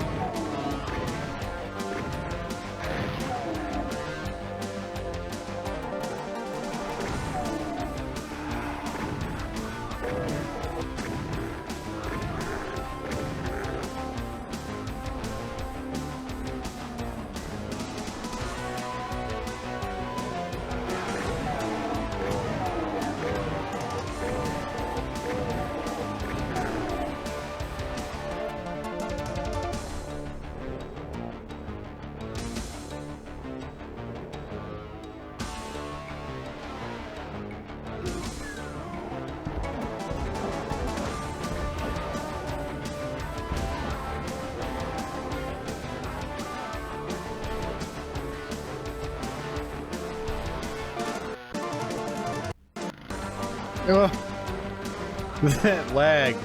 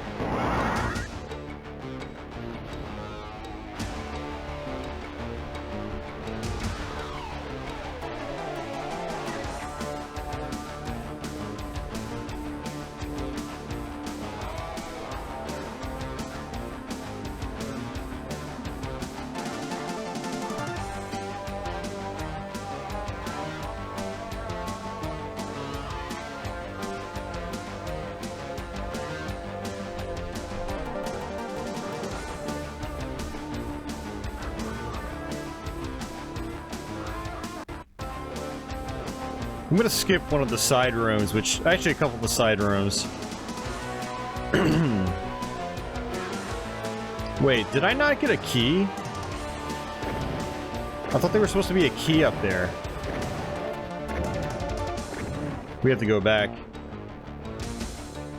Yeah, I just realized I didn't get a key. I wonder if I just, like, skipped over it, or the game didn't register me picking it up.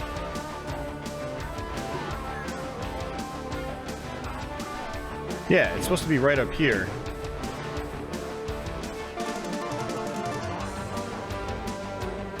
Yeah, seriously, I missed it. Wow. Just wow.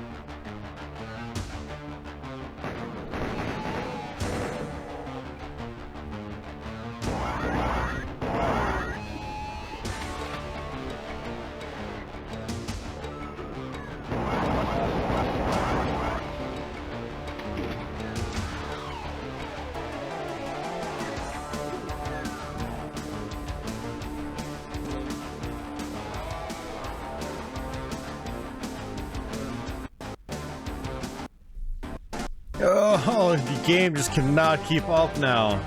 This is the worst it's been all game.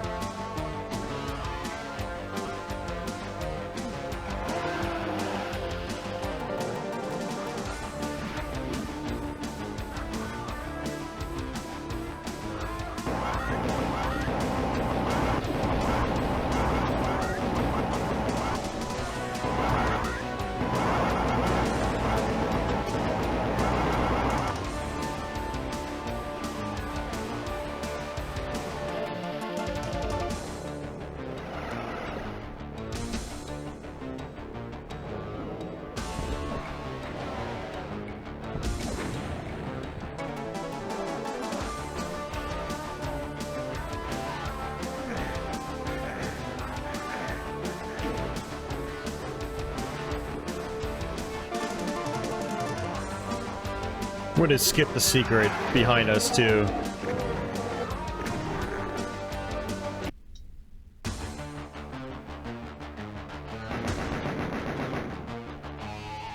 Yeah, I know, same here. I'm sitting here like, oh god, is it gonna freeze?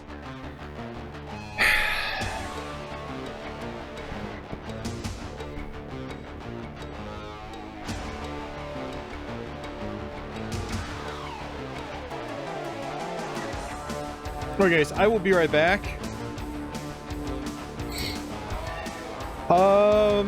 Space Hulk, the frame rate, I think is actually the best on 3DO, believe it or not. And, I think some of the animation and stuff like that is actually better. They say Space Hulk is, the best version of Space Hulk is actually the 3DO version, surprisingly. There's actually quite a few games that were originally made on 3DO that a lot of people say are best on 3DO. Need for Speed is one.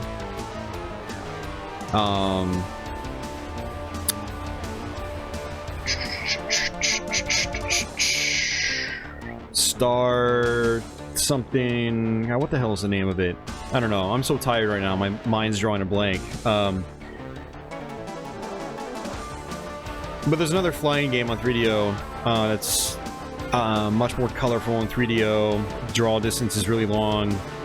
The Saturn and PS1 versions are super gray, super ugly, short draw distance. Yeah, so there's instances like that where the 3DO versions are actually the best versions. But there's other examples where the Saturn and PS1 versions are superior. Alright, I'm gonna take a quick restroom break. I'll be back in a couple minutes.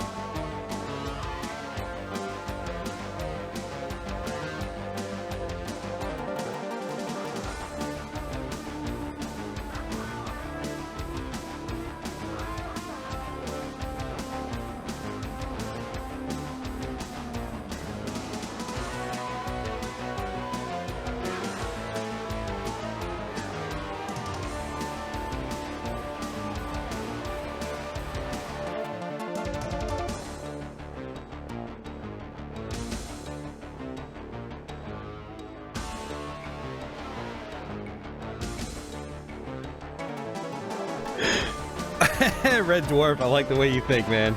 Smash the like button if you like the music. Really, any thumbs ups I get on these videos actually help me out. It helps my videos get hit in search results, appear in search results. So...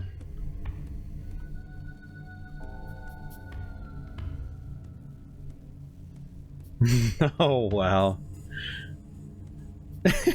You guys with the 3DO puns. Yeah, so Crash and Burn was a launch title for 3DO, and it was a pack-in with the original FZ1 model in North America, anyway. And it was a 3D polygonal racing game, futuristic racing game. It's kind of cool. It hasn't really aged the best, but it is kind of fun when you get used to it.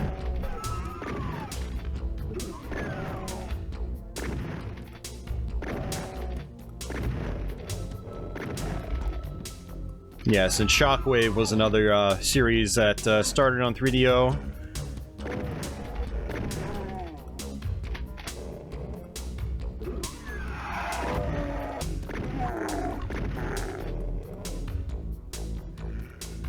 And then the Need for Speed. It's not feeling the need for speed. Maybe it is feeling the need for speed, it's just not getting the speed.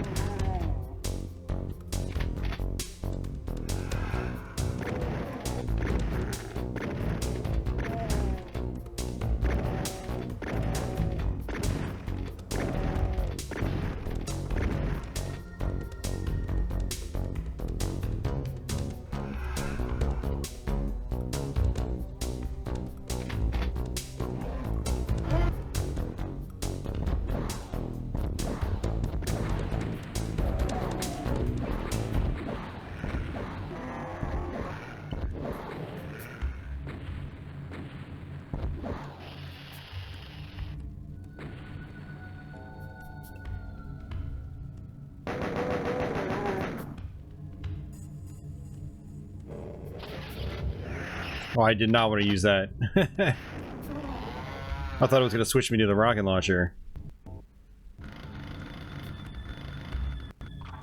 Does Gex on Saturn and PS1 not save?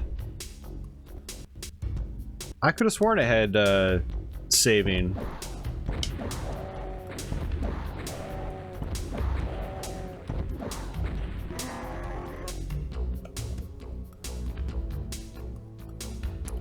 No sleeves, but it probably wants to.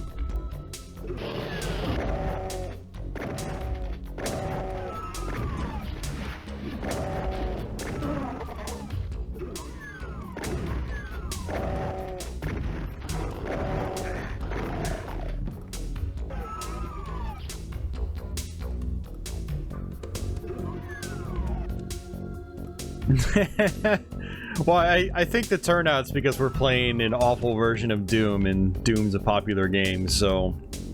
no, there's gonna be more surprise streams, Red Dwarf, especially after the new year, when I'm done with my Buffalo Pinball Wednesday stream. So when that happens, I'll have more time freed up in the first half of the week.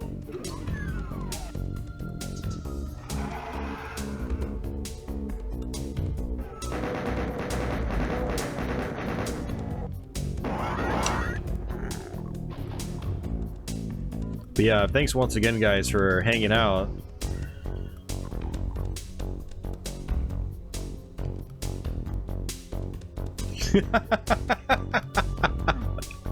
Yeah, Drowns. I think that was, I think I was pretty drunk that night. to say the least.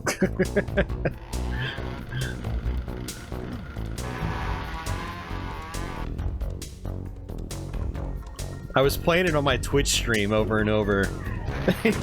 People were like, oh god.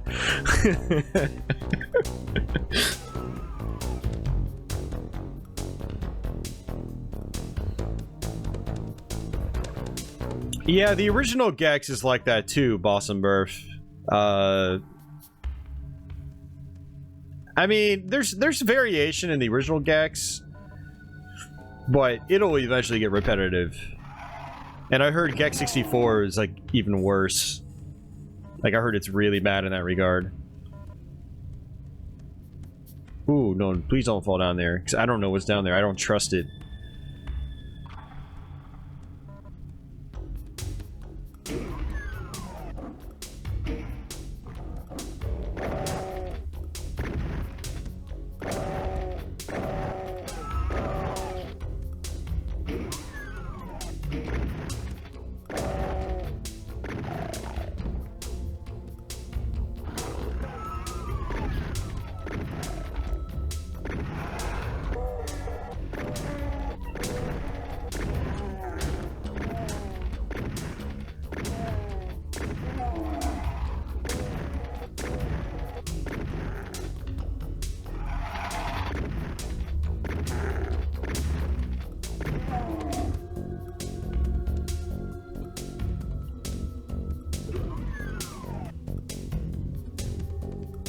Gex got sequels because it probably sold well. I mean, that's usually the reason why a lot of things get sequels. The original Gex was a decent platformer. I definitely enjoy it.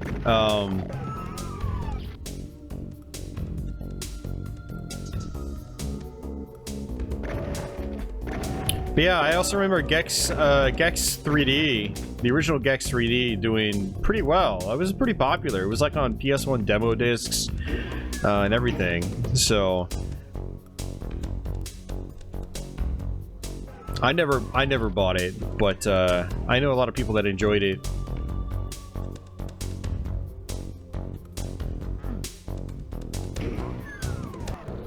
But yeah, so Gex started off as a 3DO game. Crystal Dynamics, who made it, was a very heavy supporter of the 3DO. They made a lot of games on 3DO. And to 3DO fans back in the day, they were kind of like they were like one of the flagship developers on the 3DO. You know, so when people recommend like quality 3DO games, it's usually you'll hear a bunch of recommendations from the Crystal Dynamics repertoire or library. You know, Crash and Burn, Gex, The Horde, the port of Star Control 2, Samurai Showdown. They did those conversions.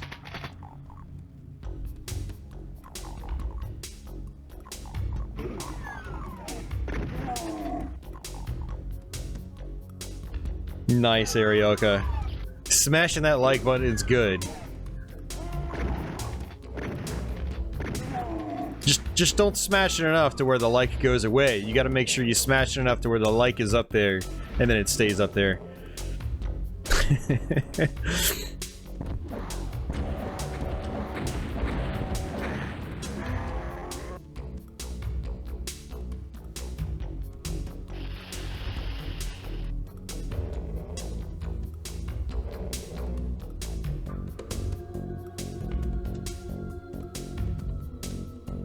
Come on, Cacodemons. Thank you.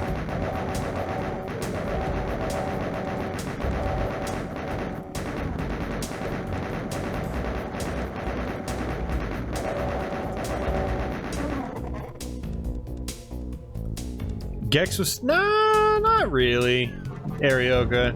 I mean, Gex was actually a later release on 3DO, surprisingly.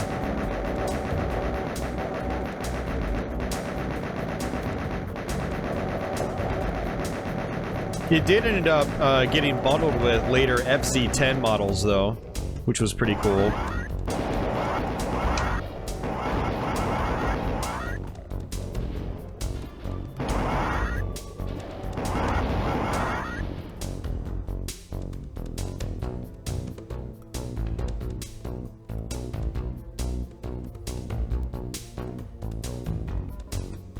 Alright, let's get out of here. Well, we're over halfway through the game. This is farther than I expected to get.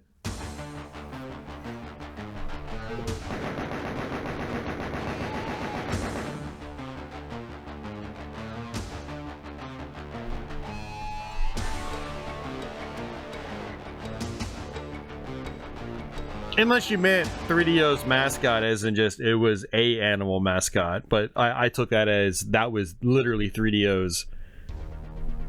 That was the face of the 3DO. It was 3DO's Mario. I'm actually, this is a gold star unit. I do have an FZ1, it's a Japanese one, a Japanese system. But it doesn't like CDRs, because I replaced the disk drive in it, and ever since I did that, it no longer reads CDRs. That's a bummer. So whenever I use 3DO, or I stream 3DO, I just hook up the Gold Star unit now. And the FZ1 is boxed up.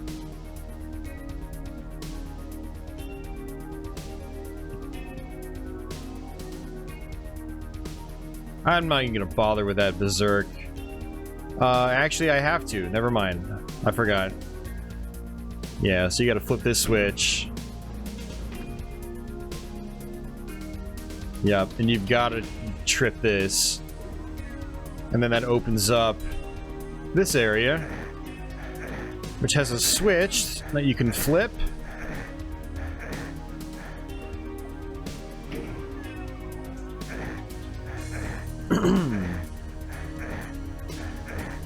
Yeah, so for those of you guys unfamiliar with the 3DO console, there's a bunch of different models. So what 3DO did is they basically designed the hardware, the platform, and then they licensed it out to other companies to manufacture and promote on their own. So you had Panasonic. You had Gold Star / LG. You even had Creative Labs, the sound card manufacturer on PC, create a model for PCs. Basically, there was an expansion card you can get called the 3DO Blaster. And you can play 3DO games on your PC that way.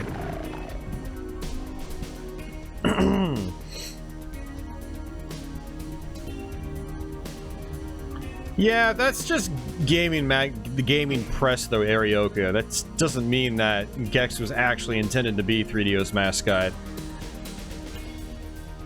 You know, just like today, the gaming press has to do whatever they can to get those clicks, or back in the day, to get those magazine sales. So I would take it with a grain of salt, personally. Unless you hear it directly from... or unless you directly heard it from... you know, someone at 3DO, then nah. I would take it with a grain of salt.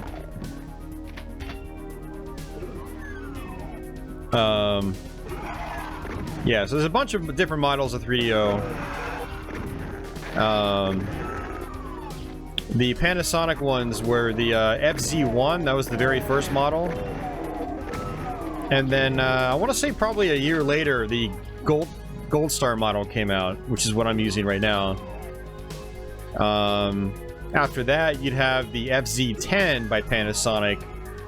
The FZ1 was a front loader, as was the Gold Star.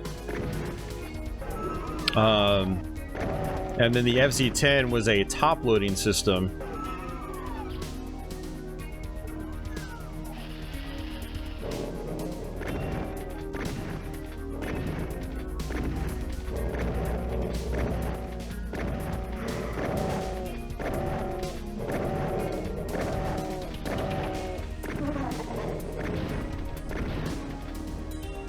Yeah, so it was a really interesting way to get a game console out there. You know, have different companies manufacture it and, you know, produce it and support it, basically. And then all game developers pay a small licensing fee to 3DO. That was one of the reasons you had lots of kind of like shovelware on the 3DO.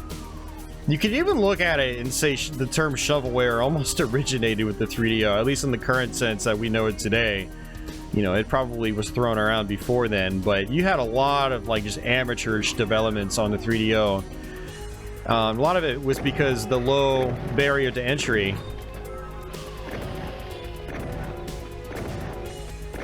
You just needed a Mac for development, and then yeah, because I believe the development kits use just, you know, standard Apple Macs from back in the day, nothing too special. And you pay a small licensing fee, and you know, that's pretty much it.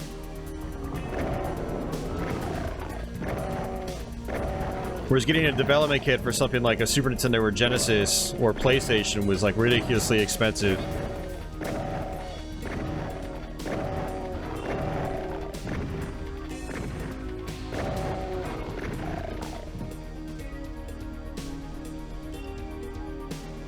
Yeah, so it was interesting. Ultimately, it was a model that failed. The model is why prices were expensive on 3DO at first, because the manufacturers like Panasonic basically had no way to profit off the system without marking up the price significantly, and that's why the FZ1 was something like $700 when it first came out.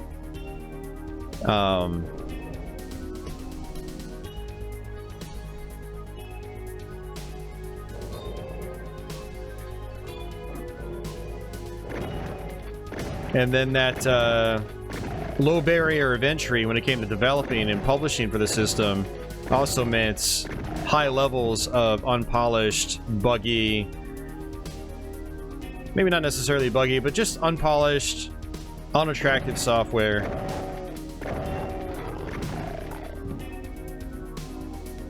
But you still had some great stuff for it. Lots of great games on the 3DO, but it's definitely an interesting platform to try to experiment with, to discover what's on it. It can be frustrating even, because it's got a huge library. It's like 200 to 300 games, which for the short lifespan it had on the market, that's a ton of games. You're gonna run into a lot of duds along the way. But one way to look at it is, you know, that can be part of the fun too. It's one of the things that makes the 3DO interesting to go back to these days, if you're not familiar with it. Fortunately, I've experimented with a lot of the 3DO library, you know, over the last 20 years, so I can usually just sit down and just focus on the good games, because I know what they are. But someone who's new to the 3DO is they're gonna pick up something like 3DO Doom and be like, oh, this is gonna be awesome, and then, they're gonna be in for quite the surprise. And that goes for lots of other games that look cool on the box or on paper or in screenshots.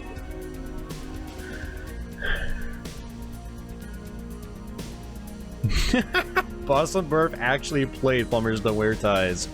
Well, how would you say you would rate that experience? Was it one you'll cherish for the rest of your life? Or do you think you could have done without it?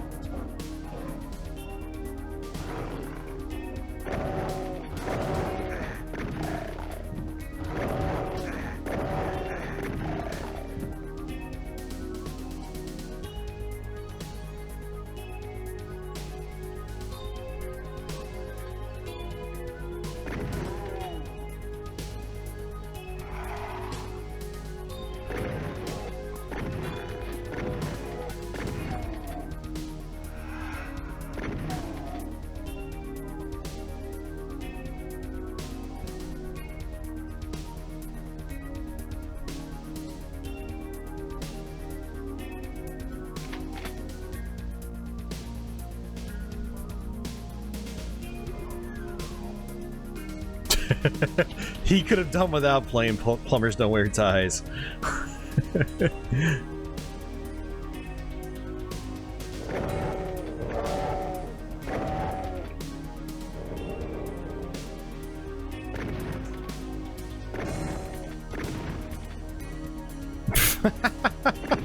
How you doing, Carl?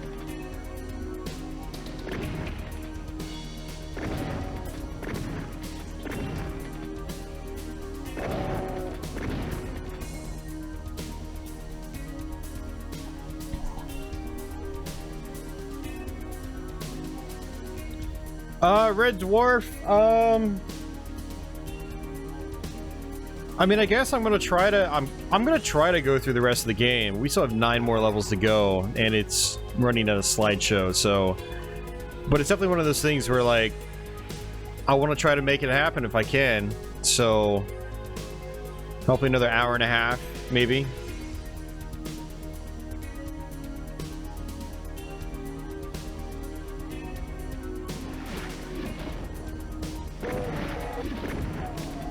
I mean, things could go wrong. If I die and I have to start a level over with just the pistol, it's pretty much game over. So, you know, it really all depends on how well I do. But if I'm this far in, I might as well try, right? Ah, keep getting stuck.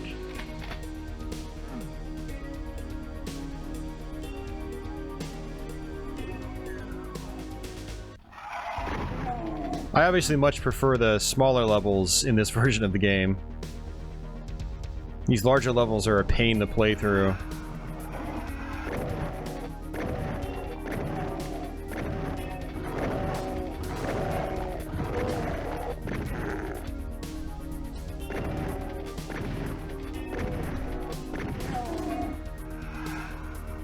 Yeah, this is probably one of the most complex levels in this version of Doom, by the way.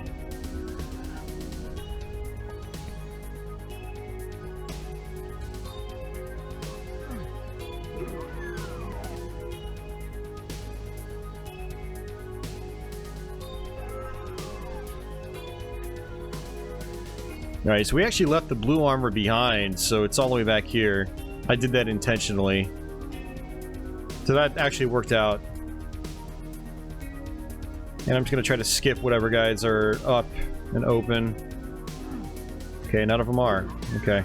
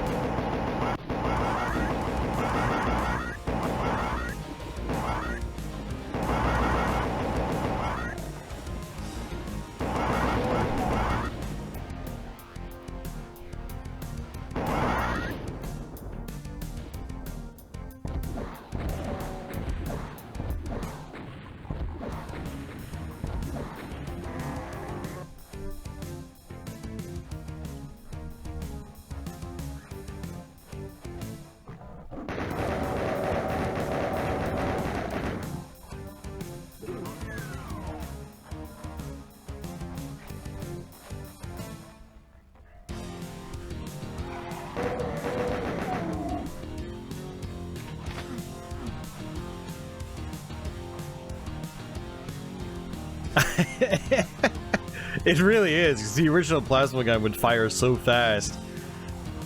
And in this one, it's like 1 frame, 2 frame, 3 frame, 4 frame.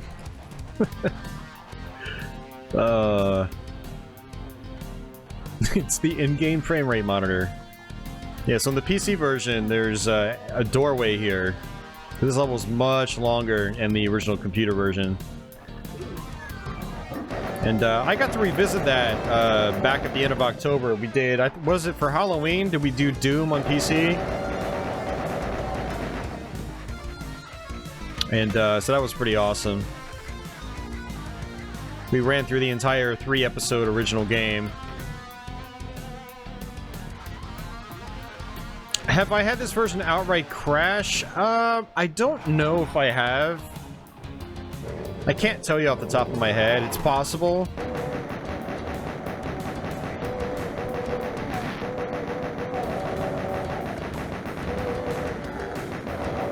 But something to keep in mind is that this version does allow you to save. It saves automatically.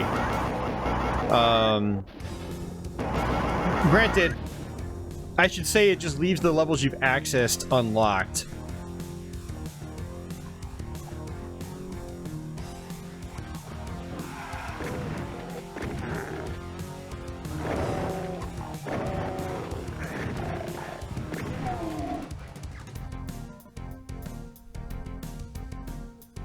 Yeah, so if anything does happen to where, like, you know, the game crashes completely, we'll reload. Granted, and we'll try it again. Granted, we'll just have the pistol and that's it. So it's not going to be easy, but worst case scenario, you know, we can try that.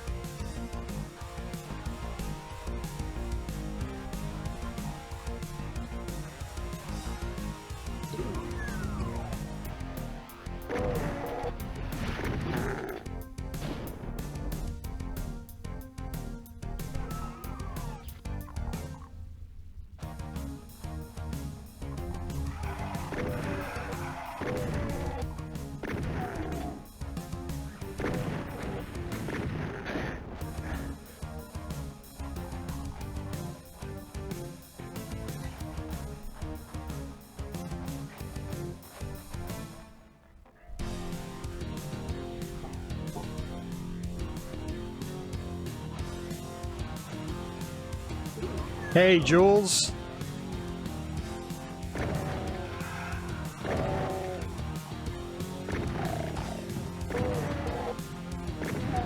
Yeah, I have beaten 3DO Doom before, but last time I actually played through the entire game, like 2 decades ago, almost. Oops.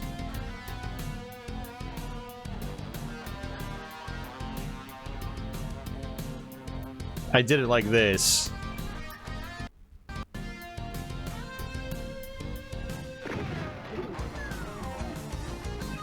Damn it, the controls changed.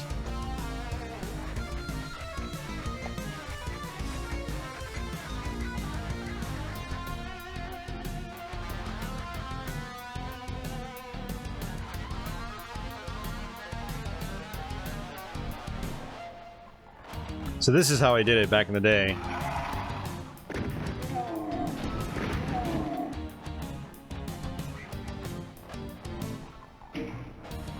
And so, like, I've had a hard time taking, like, long plays seriously, though, where they play like this. I'm like, you know, that's cheating. If you're gonna do a long play on YouTube, you gotta do it to where people can actually see what the hell you're doing. That's why we've been playing in the biggest screen size. Now, funny enough, there is a cheat you can activate, which makes the screen size even larger. It'll make it full screen, I believe.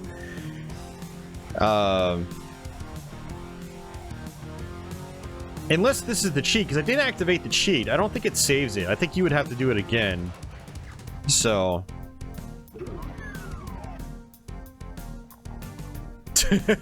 It's not your internet, Jules. It's actually the game. And we've been at this for 2.5 hours now, believe it or not. We've got about another 10 levels to go. Actually, it might only be like 8 levels. It might be like level 23 or 24. I forget. I always forget.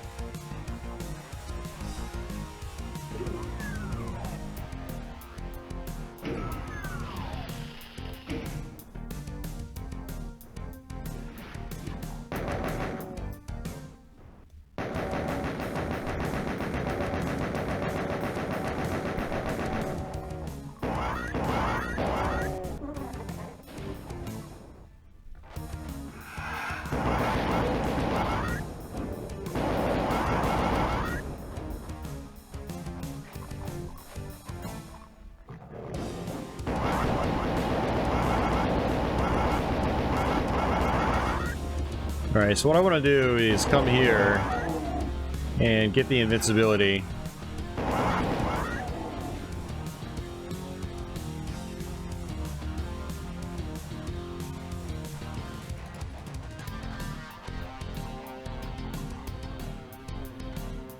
Oh jeez, I can't see where I'm going.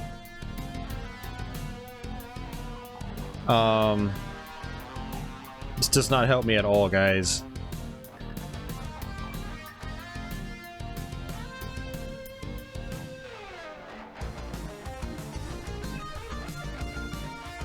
Okay, so I was gonna use this to get this secret, but I'm just gonna stand here.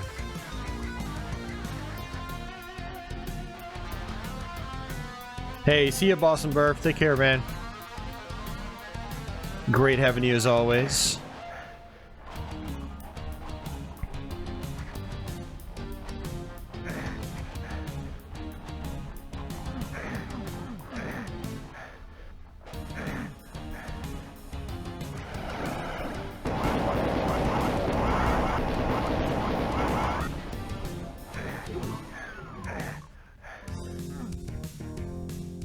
See, that's what I wanted to do, but ultimately it wasn't really worth it. That's why I wanted to use the God mode, but it's blinding in this version of the game. I couldn't see where I was going. Alright, let's get out of here.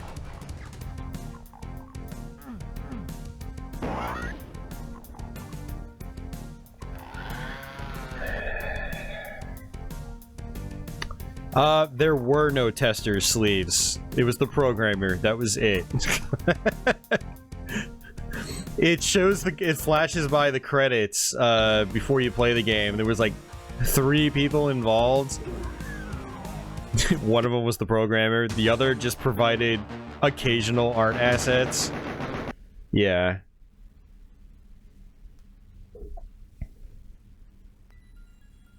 Yeah, I thought so too, Arioka. So I think this is probably the largest screen size, actually. This is the one that you can access with the cheat, I believe.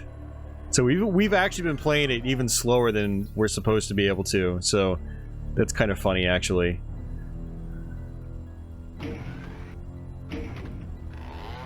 Right, so this level can be tough. This is one of the new levels made just for Jaguar and, well, and subsequently 3DO Doom, because it uses the Jaguar code. Or it's based on the Jaguar version, I should say.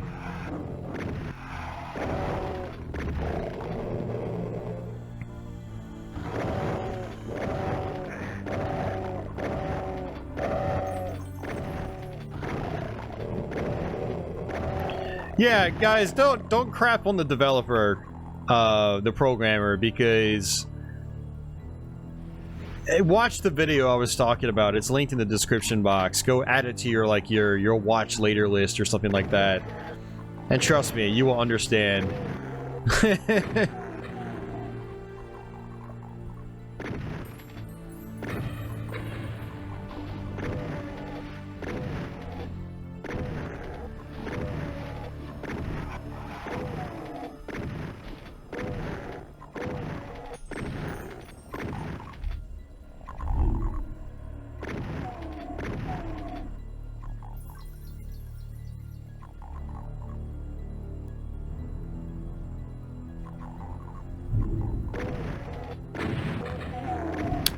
Bergier, no, this large screen size is a cheat. So this is the default largest screen size you're supposed to be able to get.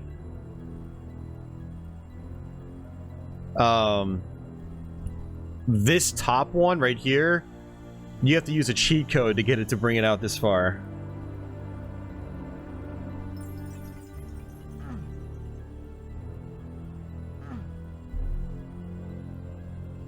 I'm gonna have to verify it, because, yeah, I mean, like Arioka said, I'm pretty sure I remember there being, you know,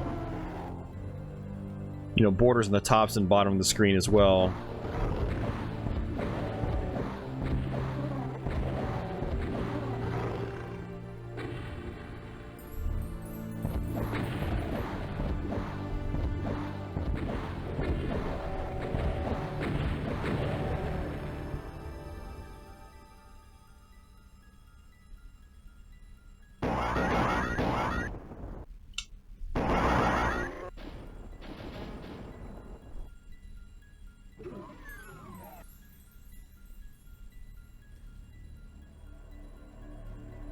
I honestly don't know if this is the big screen cheat.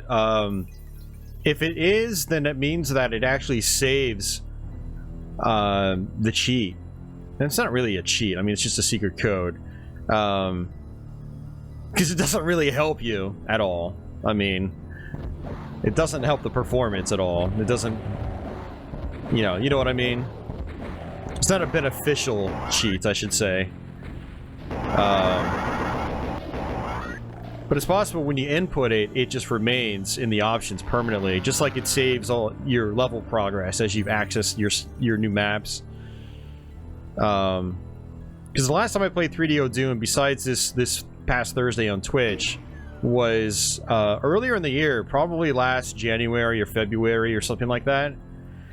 That's when I was trying to practice this game for a potential Let's Play, and I gave up pretty quickly.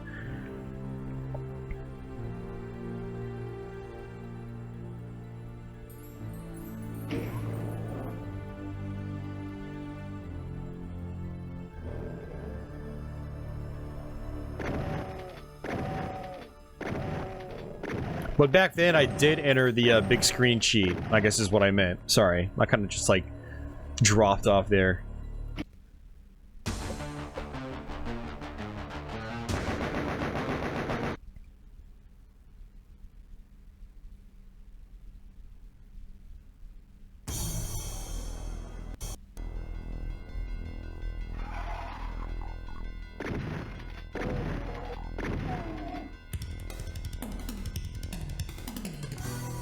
Oh yeah, no, it most certainly affects the frame rate negatively, sleeves.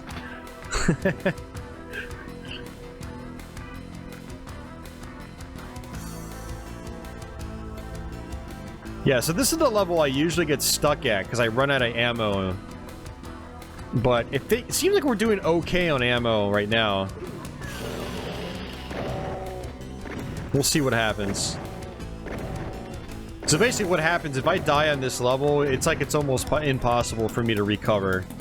Starting with just the pistol.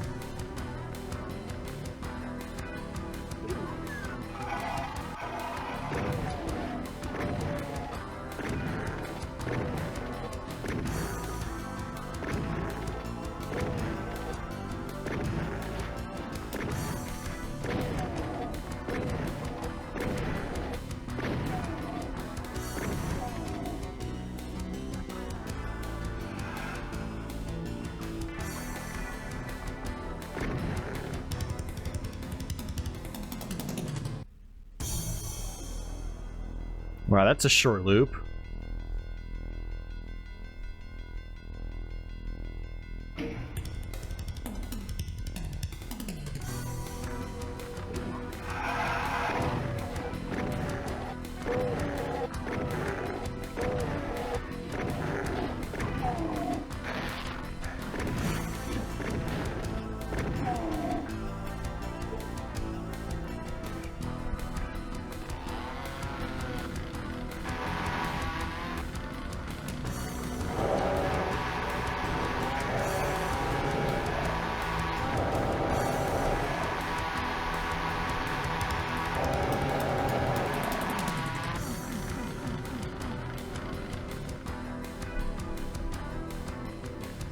Hey, see you Drowns and Kool-Aid. Thanks for hanging out.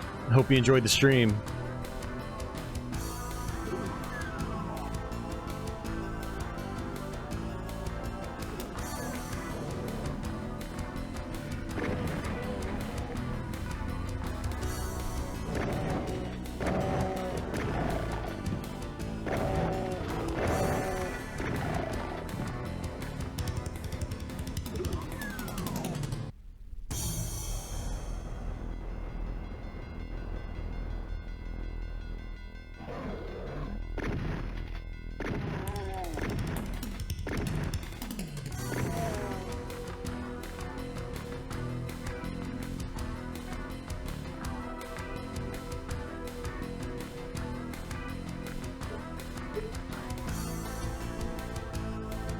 I'm actually out of rockets.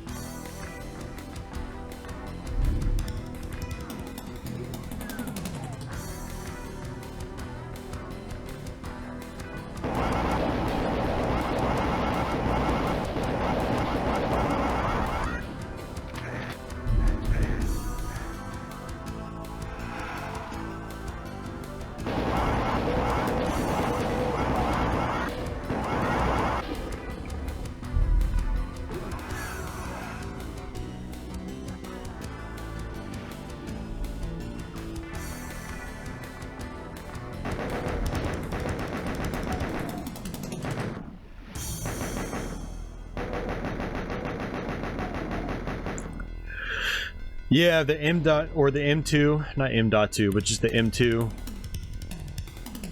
Yeah, I was looking forward to that one back in the day. It's one of those things that I've wanted to get a prototype of. You can you even get those working M2 kiosks and end up loading up like prototype software onto it.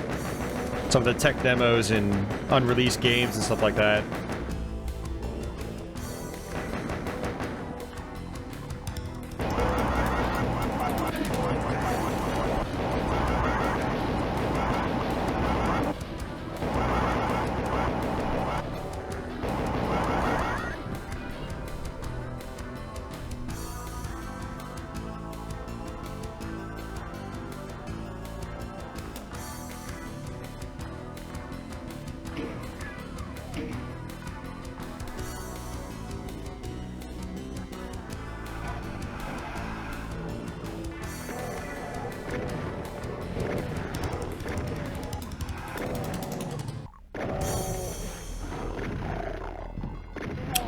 It was used in an arcade game. Yeah, I think it's a couple of Konami arcade games, actually.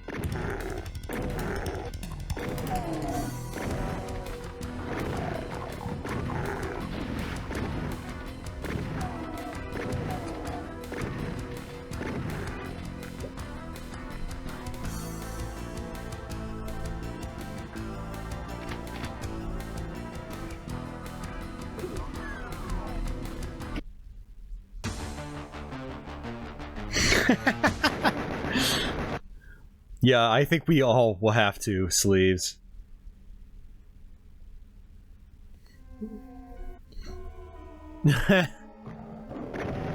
Well, it's most certainly not considered good, Ixie. That's for sure.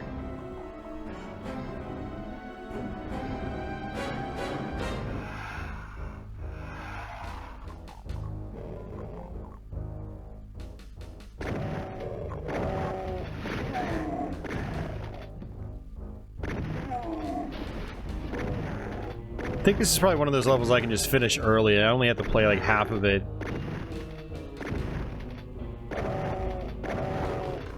Yeah, so when I practiced this game on Twitch back early in the year, that previous level is where I got stuck.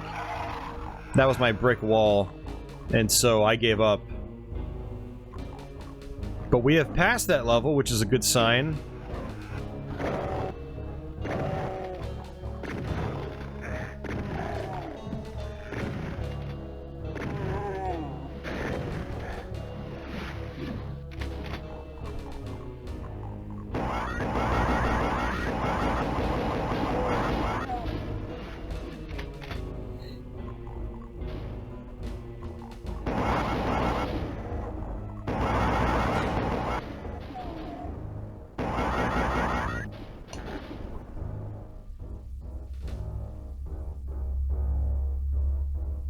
The game's gonna end around level 23 or 24, I believe.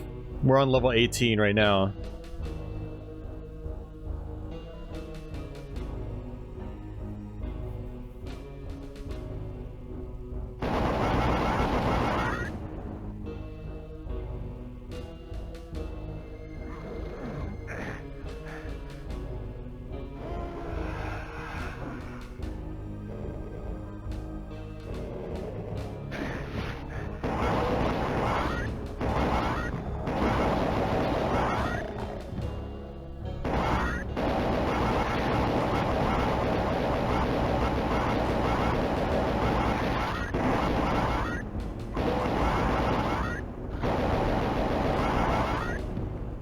Yeah.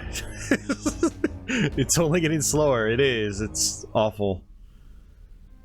I'm not even gonna bother with that area because it's just gonna damage me. Wow, I hopped over that completely. That's amazing.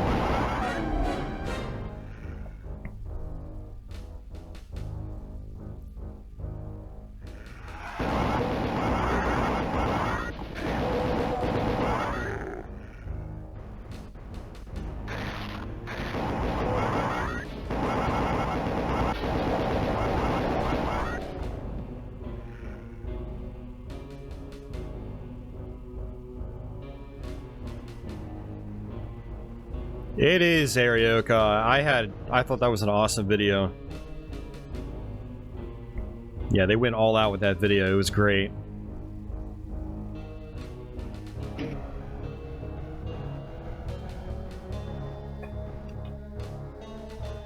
Yeah, and anyone that hasn't checked that out, I highly recommend it.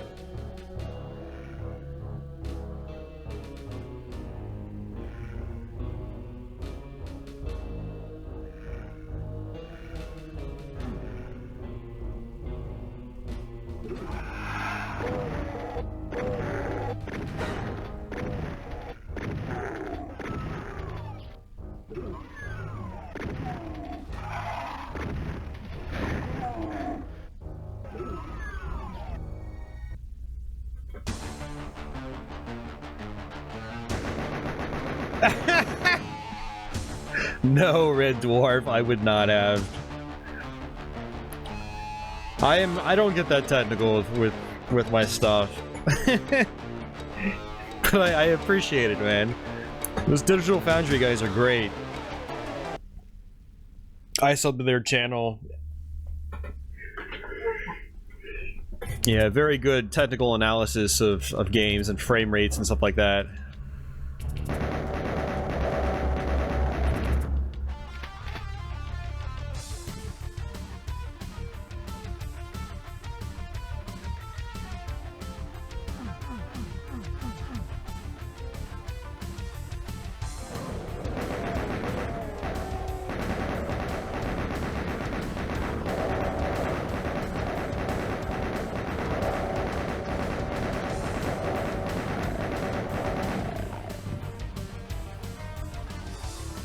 Okay, I'll give you that, Red Dwarf.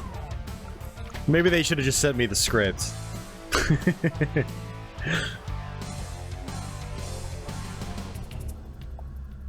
It's not letting me pick up these shells. There we go.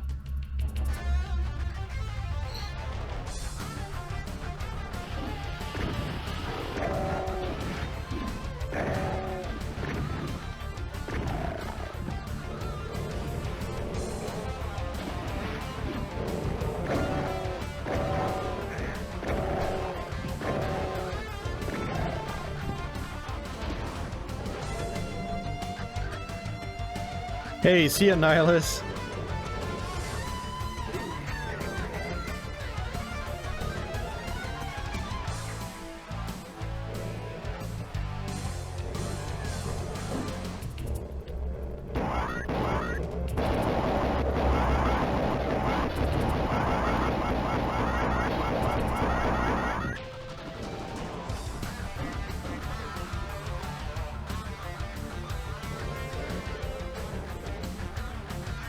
I'm finding that the frame rate's making it difficult just to pick up items off the ground.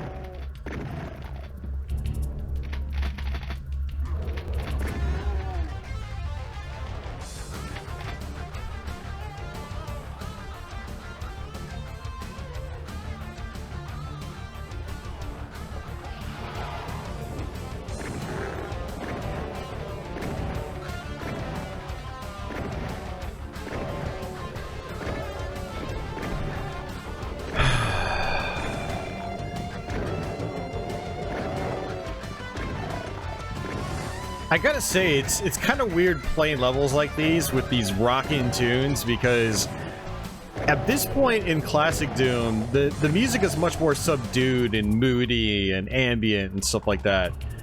And here it's just, it's all in your face, and it's just a, it's a feeling I'm not used to while playing this level.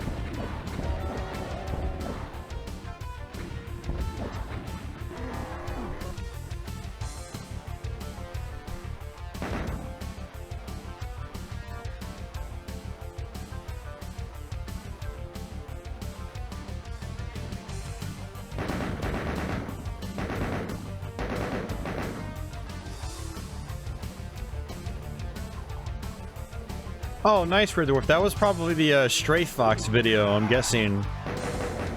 Because I think that's the only voiceover I've done for someone else. And I was really happy with how that turned out.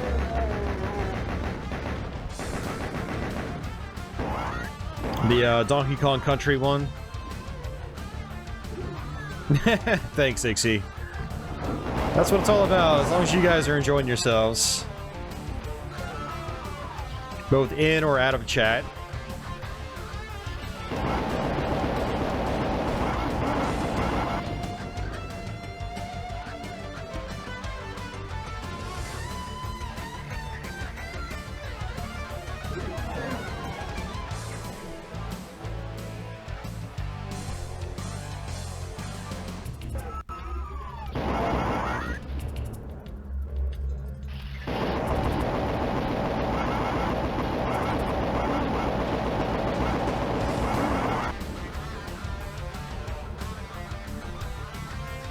That is the one? Awesome.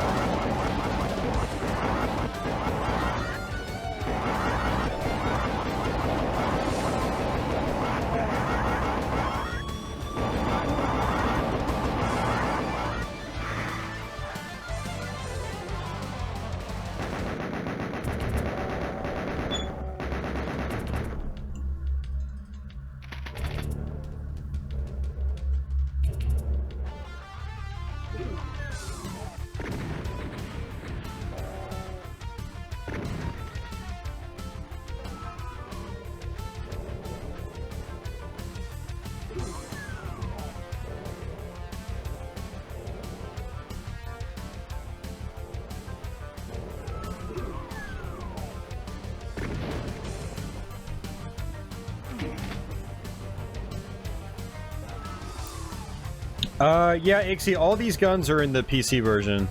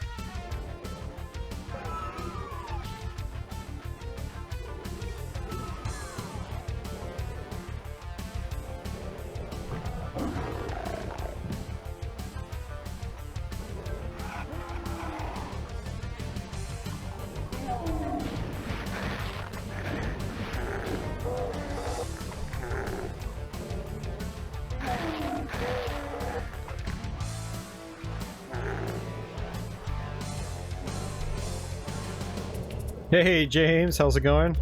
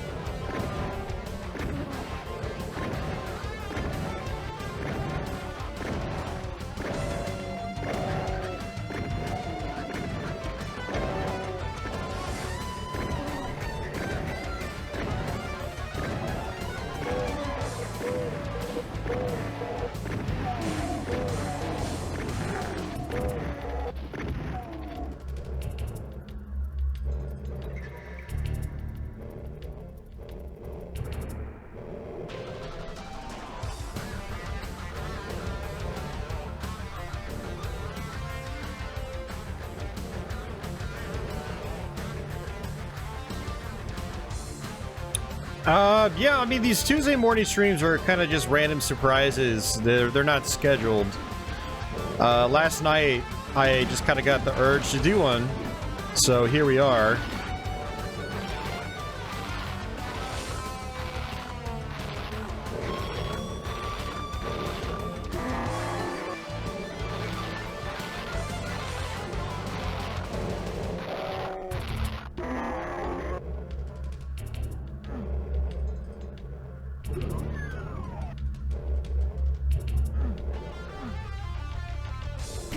Whew.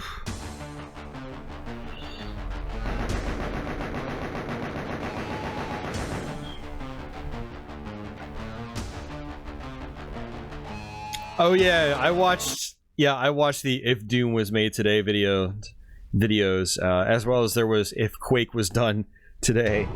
That's a favorite of mine, the Quake one.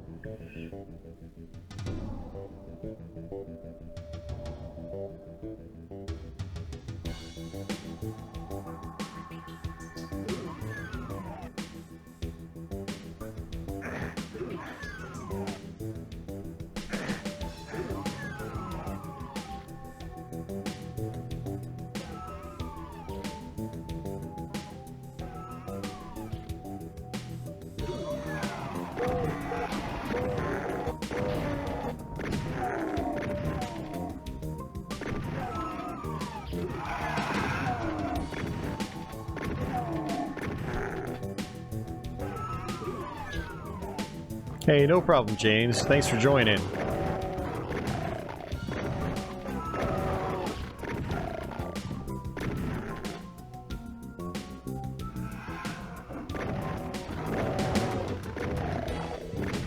Yeah, so we're actually getting near the end of this, surprisingly. There's only a couple more levels to go.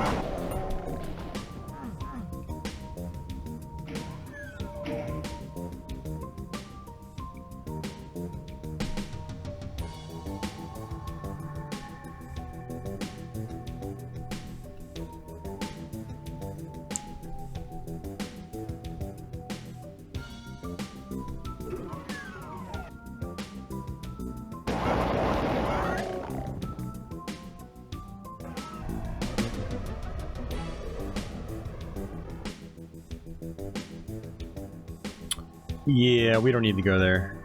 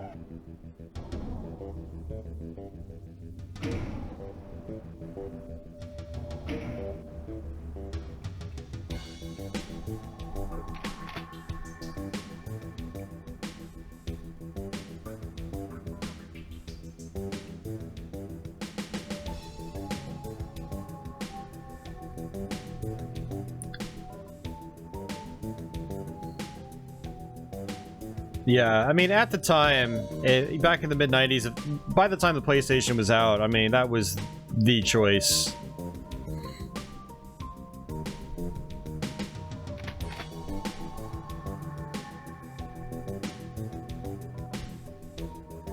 I mean, just a year in with the PS1, I think it was already pretty clear that it was gonna have the best library of that generation.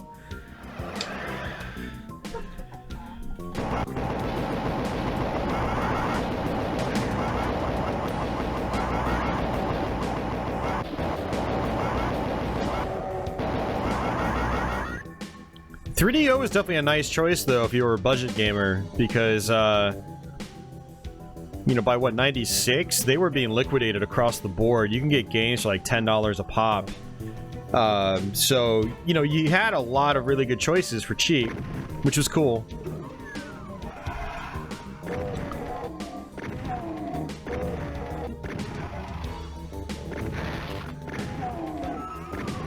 But yeah, PS1 was definitely the system to have. I eventually ended up getting one too. I went with Saturn to start off. And even that was a couple years after that generation had kicked off. And then I ended up getting a 3DO before I got a PS1. Probably about 97, I think. I bought a used 3DO off someone. Wow, look at that. We just completely avoided the entire main, like, center area of this level.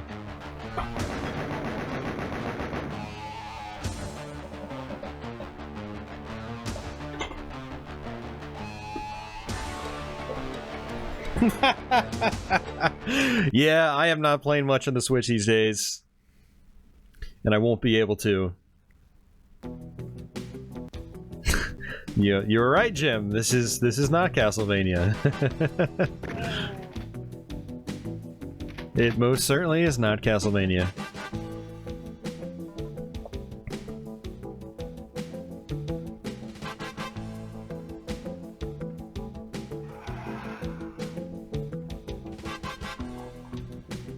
But what it is a slideshow, huh?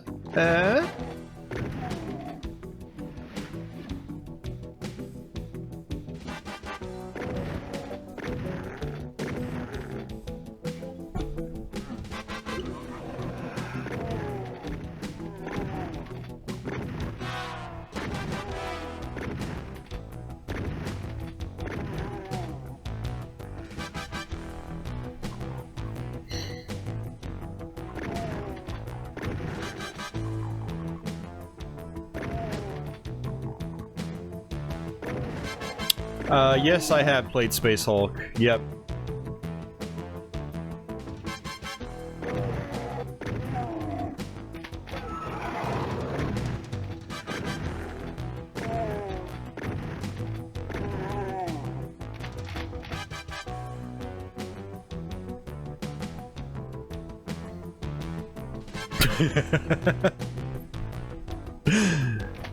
Doom Slideshow Edition.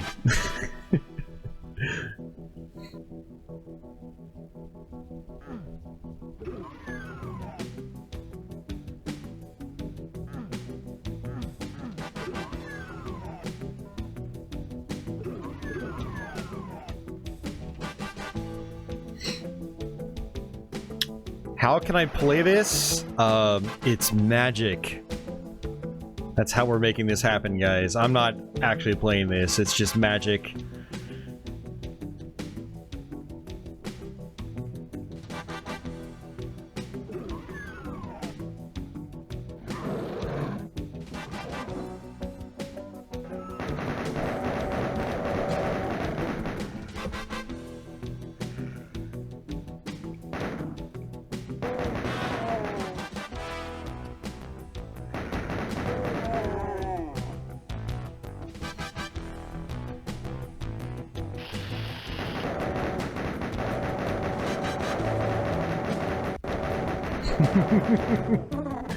Yep, an iron will.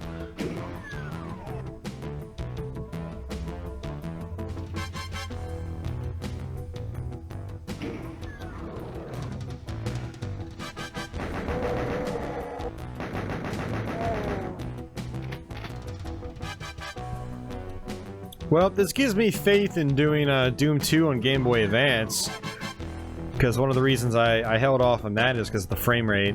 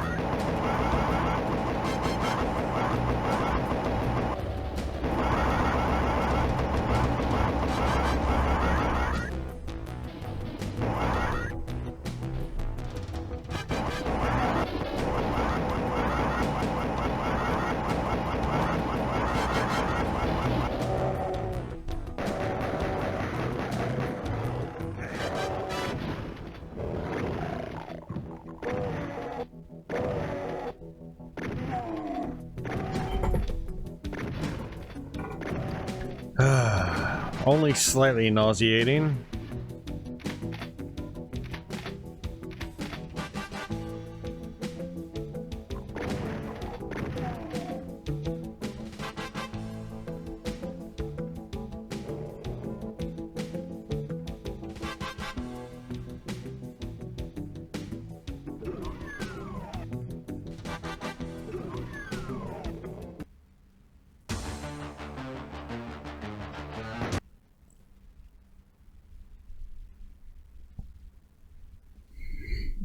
Yeah, Way of the Warrior was Naughty Dog's first game.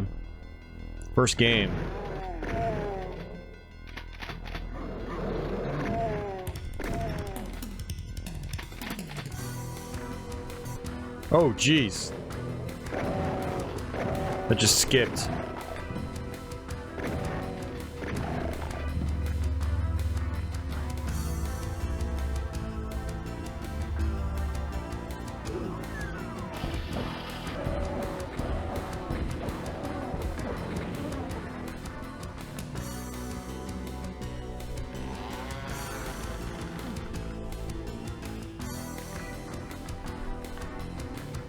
Yeah, this is our last major level, actually, and then, yeah, we're almost at the end, guys. As crazy as it sounds.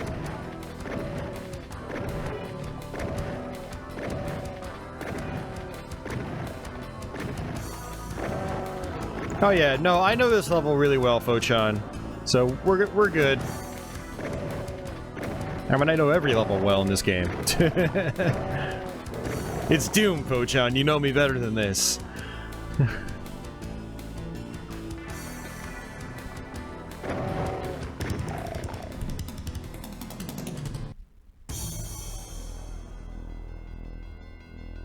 go ahead and open this.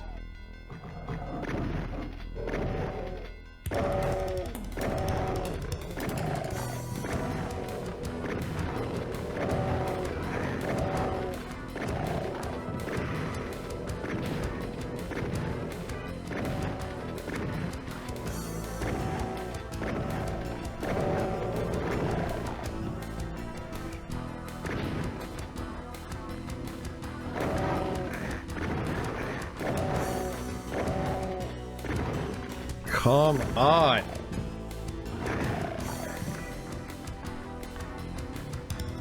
Ugh. I mean, even this frame rate is starting to get to me now. 3 hours and 15 minutes in, it's starting to get to me.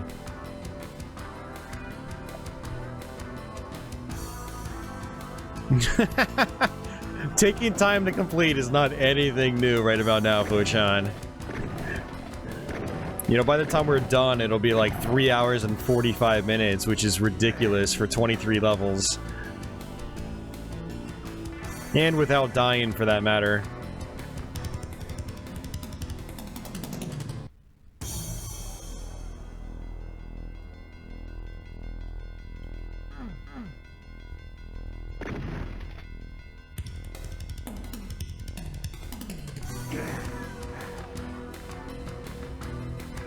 The switch that refused to be programmed in.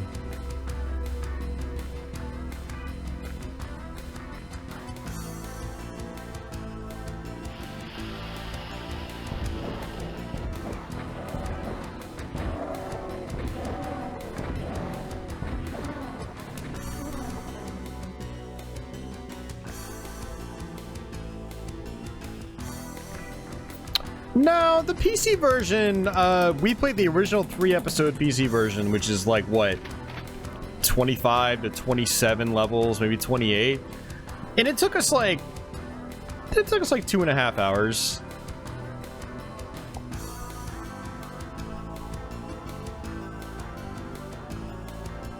That was back in October.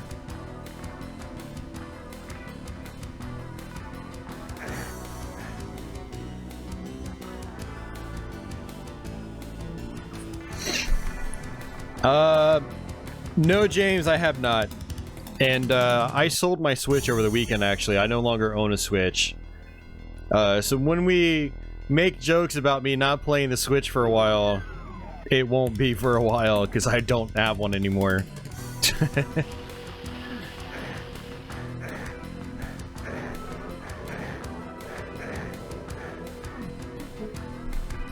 But yeah, I mean, I've heard Doom is good on the Switch, so if you have a Switch and you haven't played it yet, it's worth checking out. Especially if you plan on using the portable mode.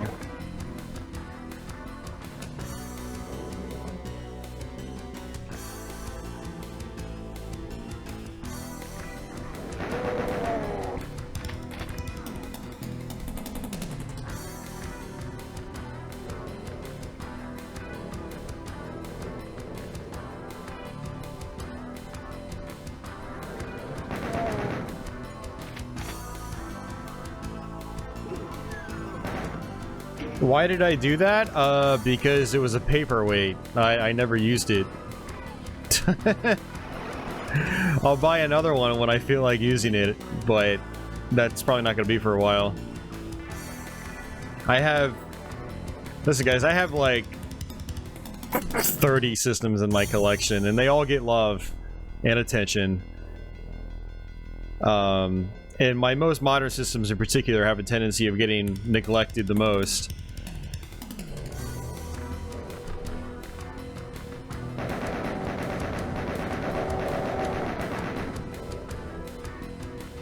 I played my Switch for like a month straight. So I bought it back in April. So about a month after it came out. Played it for about a month straight, and then it just sat. I never touched it again. I only touched it to buy more games. I never played said games.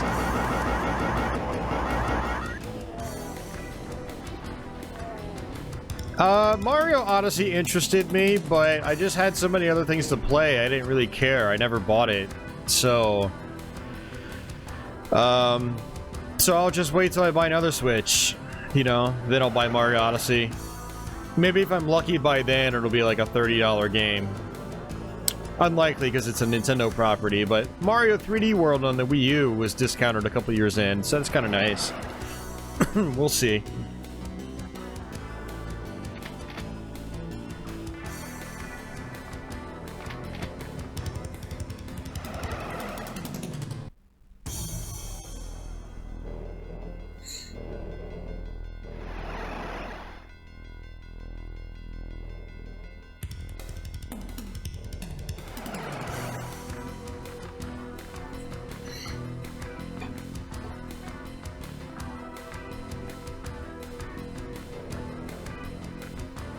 Jules, you can turn that off. Just an FYI, it's in the options menu.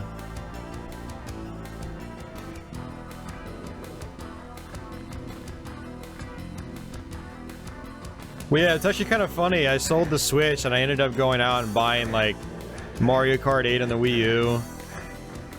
I've already got Breath of the Wild, which I'm probably gonna... might do a stream on that sometime. A YouTube stream, we'll see. Yeah. I ended up buying a bunch of retro games instead, because it's stuff I'm gonna actually play. Play and stream.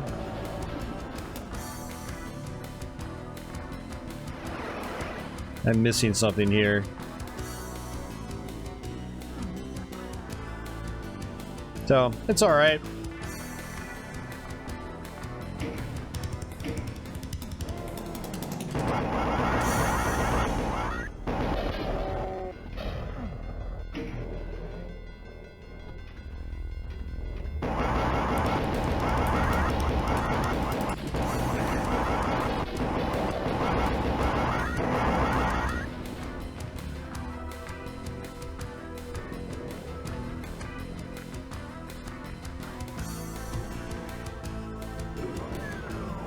I would have kept my Switch if I used the portable mode, because I think that's one of the biggest reasons to own a Switch is the portable mode. And I don't really play games portably. You know, at my current point in life, I don't use handheld systems anymore. So...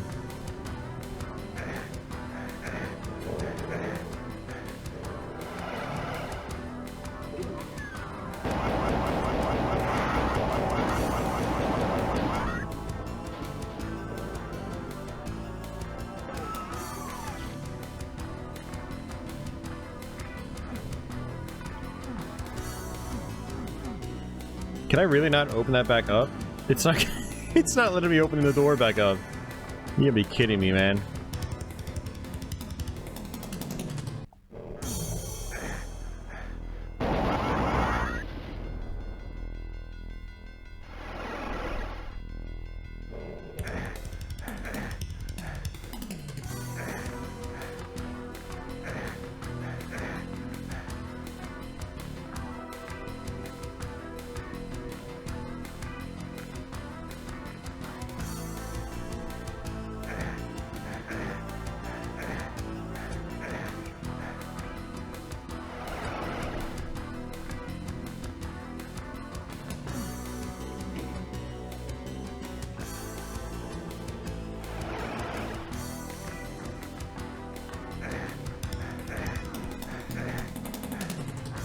Yeah, and the Switch doesn't, I don't think the graphics were really a problem with the Wii U.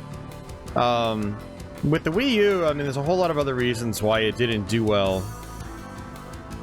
Nintendo communicating exactly what it was a big reason why it sort of didn't do too well. A lot of people thought it was just a beefed up standard Wii, which obviously couldn't be farther from the truth. So, the games look fantastic. I mean, if you like the Nintendo properties, Pikmin 3, new Super Mario 3D World, new Super Mario Bros. U in HD, Mario Kart 8. etc., etc. Xenoblade Chronicles X looks amazing.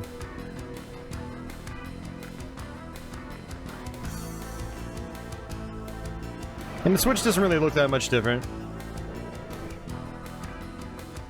But the Switch has real, like, value, though. Like, with the Wii U, it's, there's no real true portable play option. Like, yeah, you could sit on your couch and play it on the tablet, but you can't take it with you. You know. And so that's where, like, the Switch, people really see the value in that portable aspect. It's kind of like what the Wii U probably was meant to have been, but the tech just wasn't there yet, you know?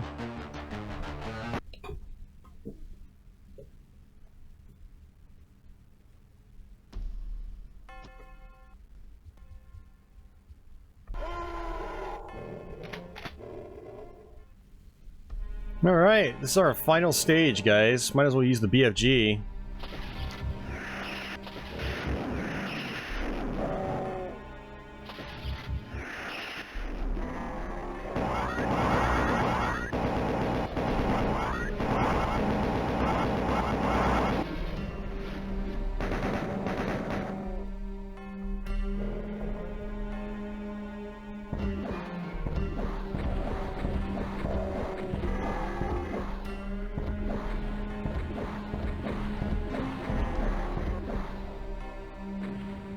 Oh, yeah.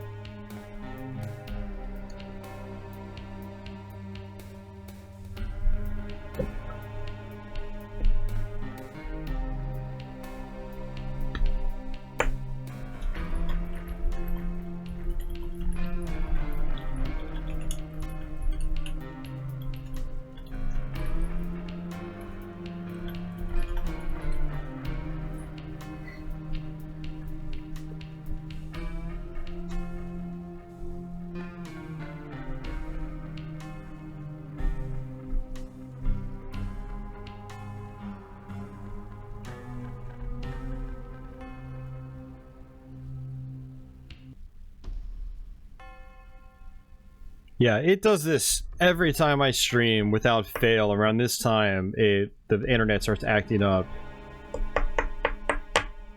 I mean, it's still gonna keep going, but we always get a lot of drop frames for no apparent reason. I mean, it could be everyone's waking up in the complex and finally started to use the internet. I'm on cable, so you know, congestion can be an issue.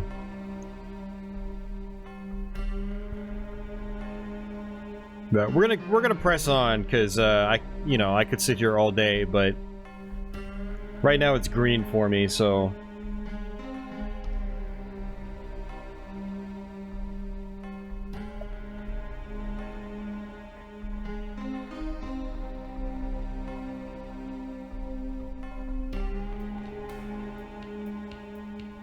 Well, the tablet on the Wii U controller had, you know, it had its uses for certain games. Like, on Pikmin 3, I can't imagine playing that game without the tablet controller.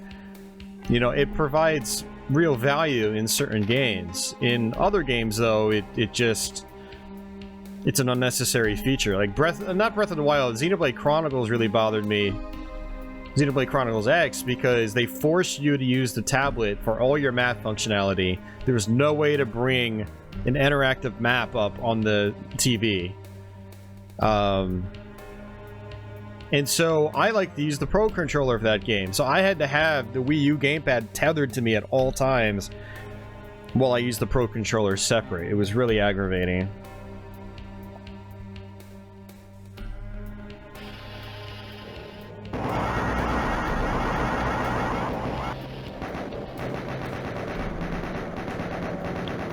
I really like the idea of being able to use it on your couch, though, like off TV. I think that's a great feature. You know, especially for households where, you know, it's like a family and the parents always want to use the TV for normal things and then the kids still want to play games on it. Well, they can sit there on the couch and play on the Wii U tablet. Or one thing I used to do is I would fire up the Wii U, play a little bit of Breath of the Wild on the tablet while I watch a movie on Netflix or something. That's about as close as I get to like handheld gaming. So, you know, the tablet definitely had some value, but... And the touchscreen aspects were nice when you were navigating the system and using the web browser and stuff like that. Trust me when I say it's a hell of a lot easier typing on that gamepad than it is using your Xbox controller and their on-screen keyboard. There are benefits to the gamepad, but the vision wasn't fully realized until the Switch.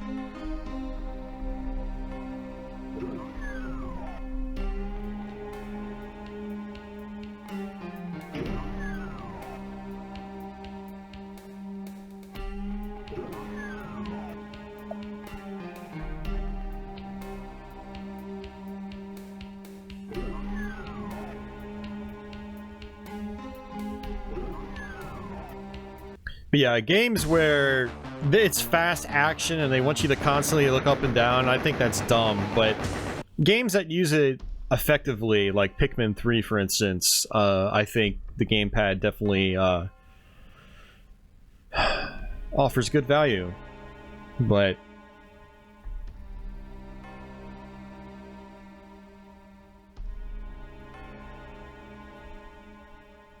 so there you go, guys. We actually ran through 3DO Doom on Ultraviolence from start to finish. I was not planning on that. I was expecting this to be like a 2-hour-long stream. I'd give up about halfway through, but we did it. We did it, guys. It happened! Finally! Oh. Now when someone asks me, have you played 3DO Doom on your channel, I can link them to this video. It's like, yes, I finally have.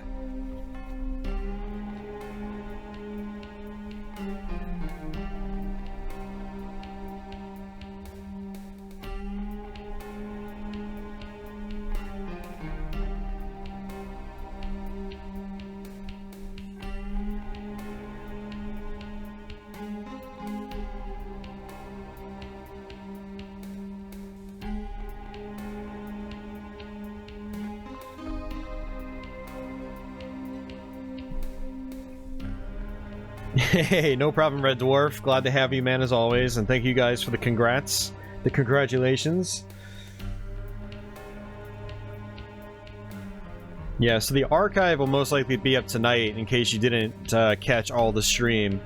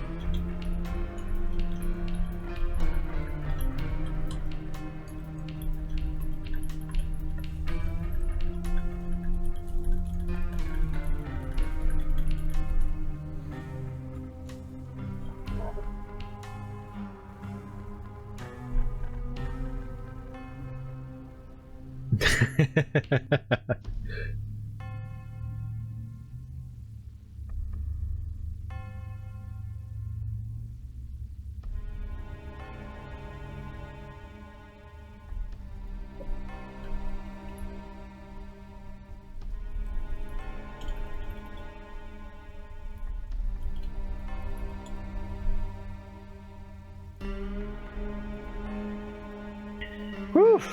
All right. So that's pretty much going to do it for us, guys. I can hang out for a couple more minutes. If you guys have any last-minute questions or comments or anything.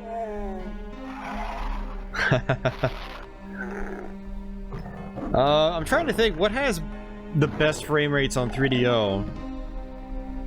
I know there are some 60 FPS games.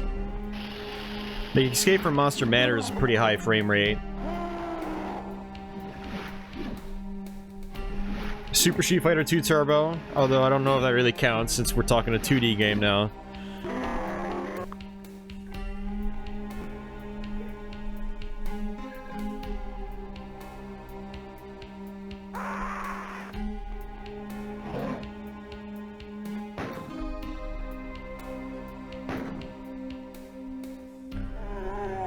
This is actually about as smooth as you'll experience Doom for the entire game.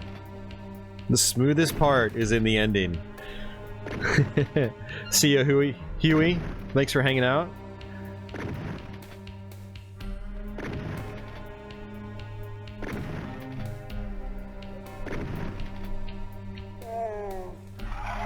Well, Sleeves, at least no living beings were harmed in the making of this video.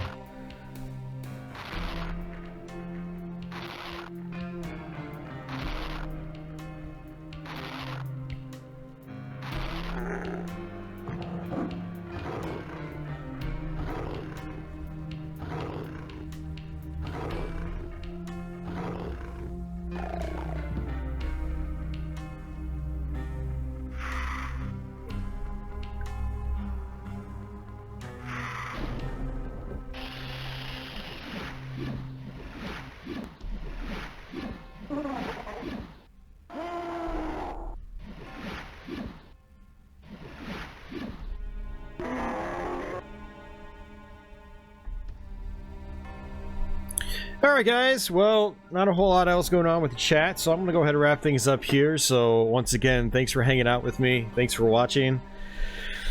Have I tried out Simon's Destiny Castlevania Doom mod yet? I have not. I need to download that.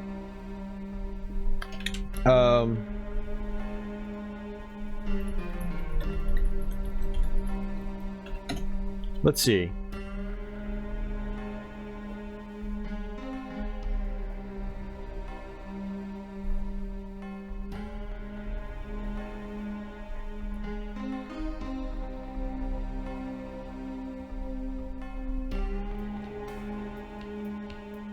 Okay, how to download it?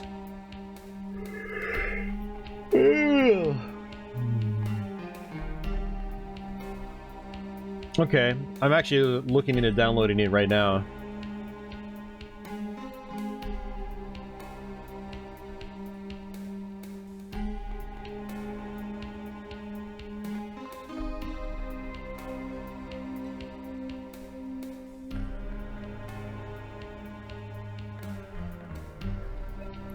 No, Jules, I have to work tonight. The first half of the week I work overnight. I usually stream during the second half of the week. When you guys see me streaming on Thursday nights on YouTube, that's my first night off each week. And the first half of the week, sometimes I'll stream early Tuesday mornings on YouTube. Just to give... Because, like, there's a lot of folks that can't catch the Thursday stream because it's like 2 in the morning or 3 in the morning for them when I start. So streaming on Tuesday mornings lets me kill some time, and it gives some other folks on the other side of the world a chance to hang out and tune in. So yeah, no, I will not be streaming tonight because I have to work. Okay, so I just downloaded Simon's Destiny. I'm gonna have to figure out how to run it because it's an IPK3 file. I'm not used to that. I'll have to figure out how to load that because it's not just a WAD. So.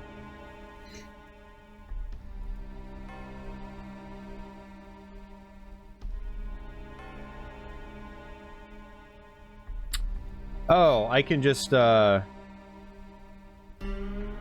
Put it in the same folder as GZ Doom, and then in GZ Doom, it'll give me the option to load it up. Okay.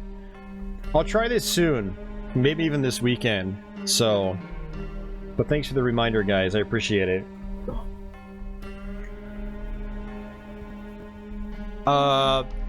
Antival, not until after the new year, no. I have a separate pinball channel.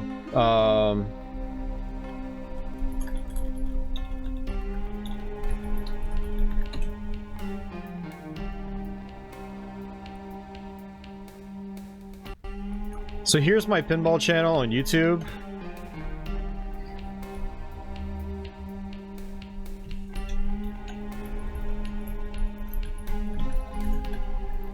And I'll probably stream from it occasionally in the new year. It's just currently I do a weekly stream on the Buffalo Pinball Twitch channel every Wednesday morning from 9 to 12 p.m. 9 a.m. to 12 p.m. That ends at the end of December, and then after that I'm back on my own. And so once I'm back on my own, I'll do more stuff on my pinball YouTube channel. I also have a Twitch pinball channel. In case you guys aren't familiar with that, if you want to follow my pinball stuff, that's where you can get my pinball streams. And I will stream pinball after the new year on my own channels. I don't know how often it's going to happen. It's probably not going to be that often because I don't enjoy it that much, honestly. I enjoy streaming video games, but I don't enjoy streaming pinball that often. It's something like I have to do just very infrequently, so... But once I'm back on my own with the pinball stream, I'll probably do more pinball streams on my own channels. So... And then I'm going to try to get some more pinball dedicated videos up on my YouTube channel. Pinball YouTube channel. So...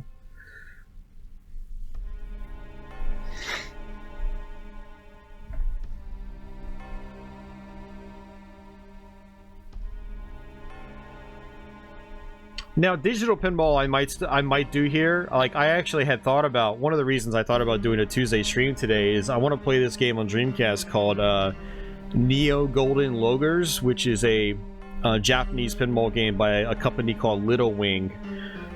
And I want to get familiar with it again and maybe do a Tuesday morning stream on it here. But the thing about doing digital pinball on YouTube is no one watches it.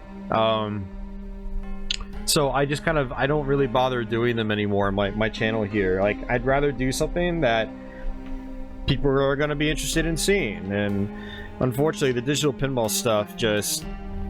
I streamed Last Gladiators Pinball a few months back on Saturn. And I think we had like 10 people on average watching, maybe 7. It was ridiculously low for the whole stream. Whereas this stream, we had like 25 to 30 people watching the whole time. There's a lot of chat interaction. But when I stream digital pinball, it's like no one tunes in, no one's interested, which is a shame because I love pinball. And I love, you know, talking about pinball. But I mean, I want my channel to grow as well, and I want people to be interested in what I'm streaming. And Doom is one of my favorite games of all time anyway, so I mean, it's win-win for me, right?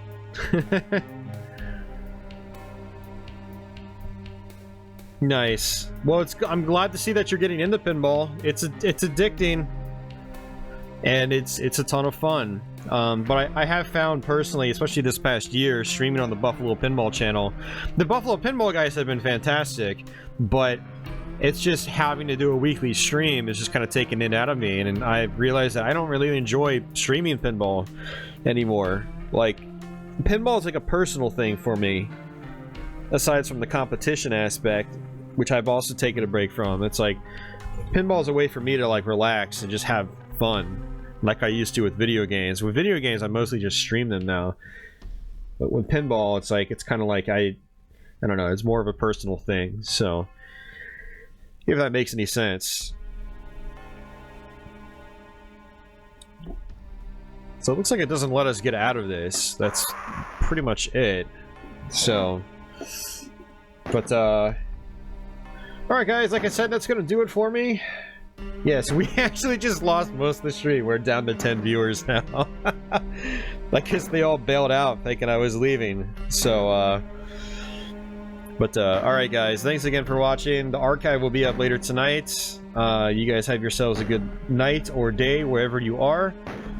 And, yeah, I'll see you guys Thursday night when I do my next live stream on YouTube. So, stay tuned for that. I still don't know what it is, but I'm gonna figure it out over the next couple of days. So, take it easy, guys.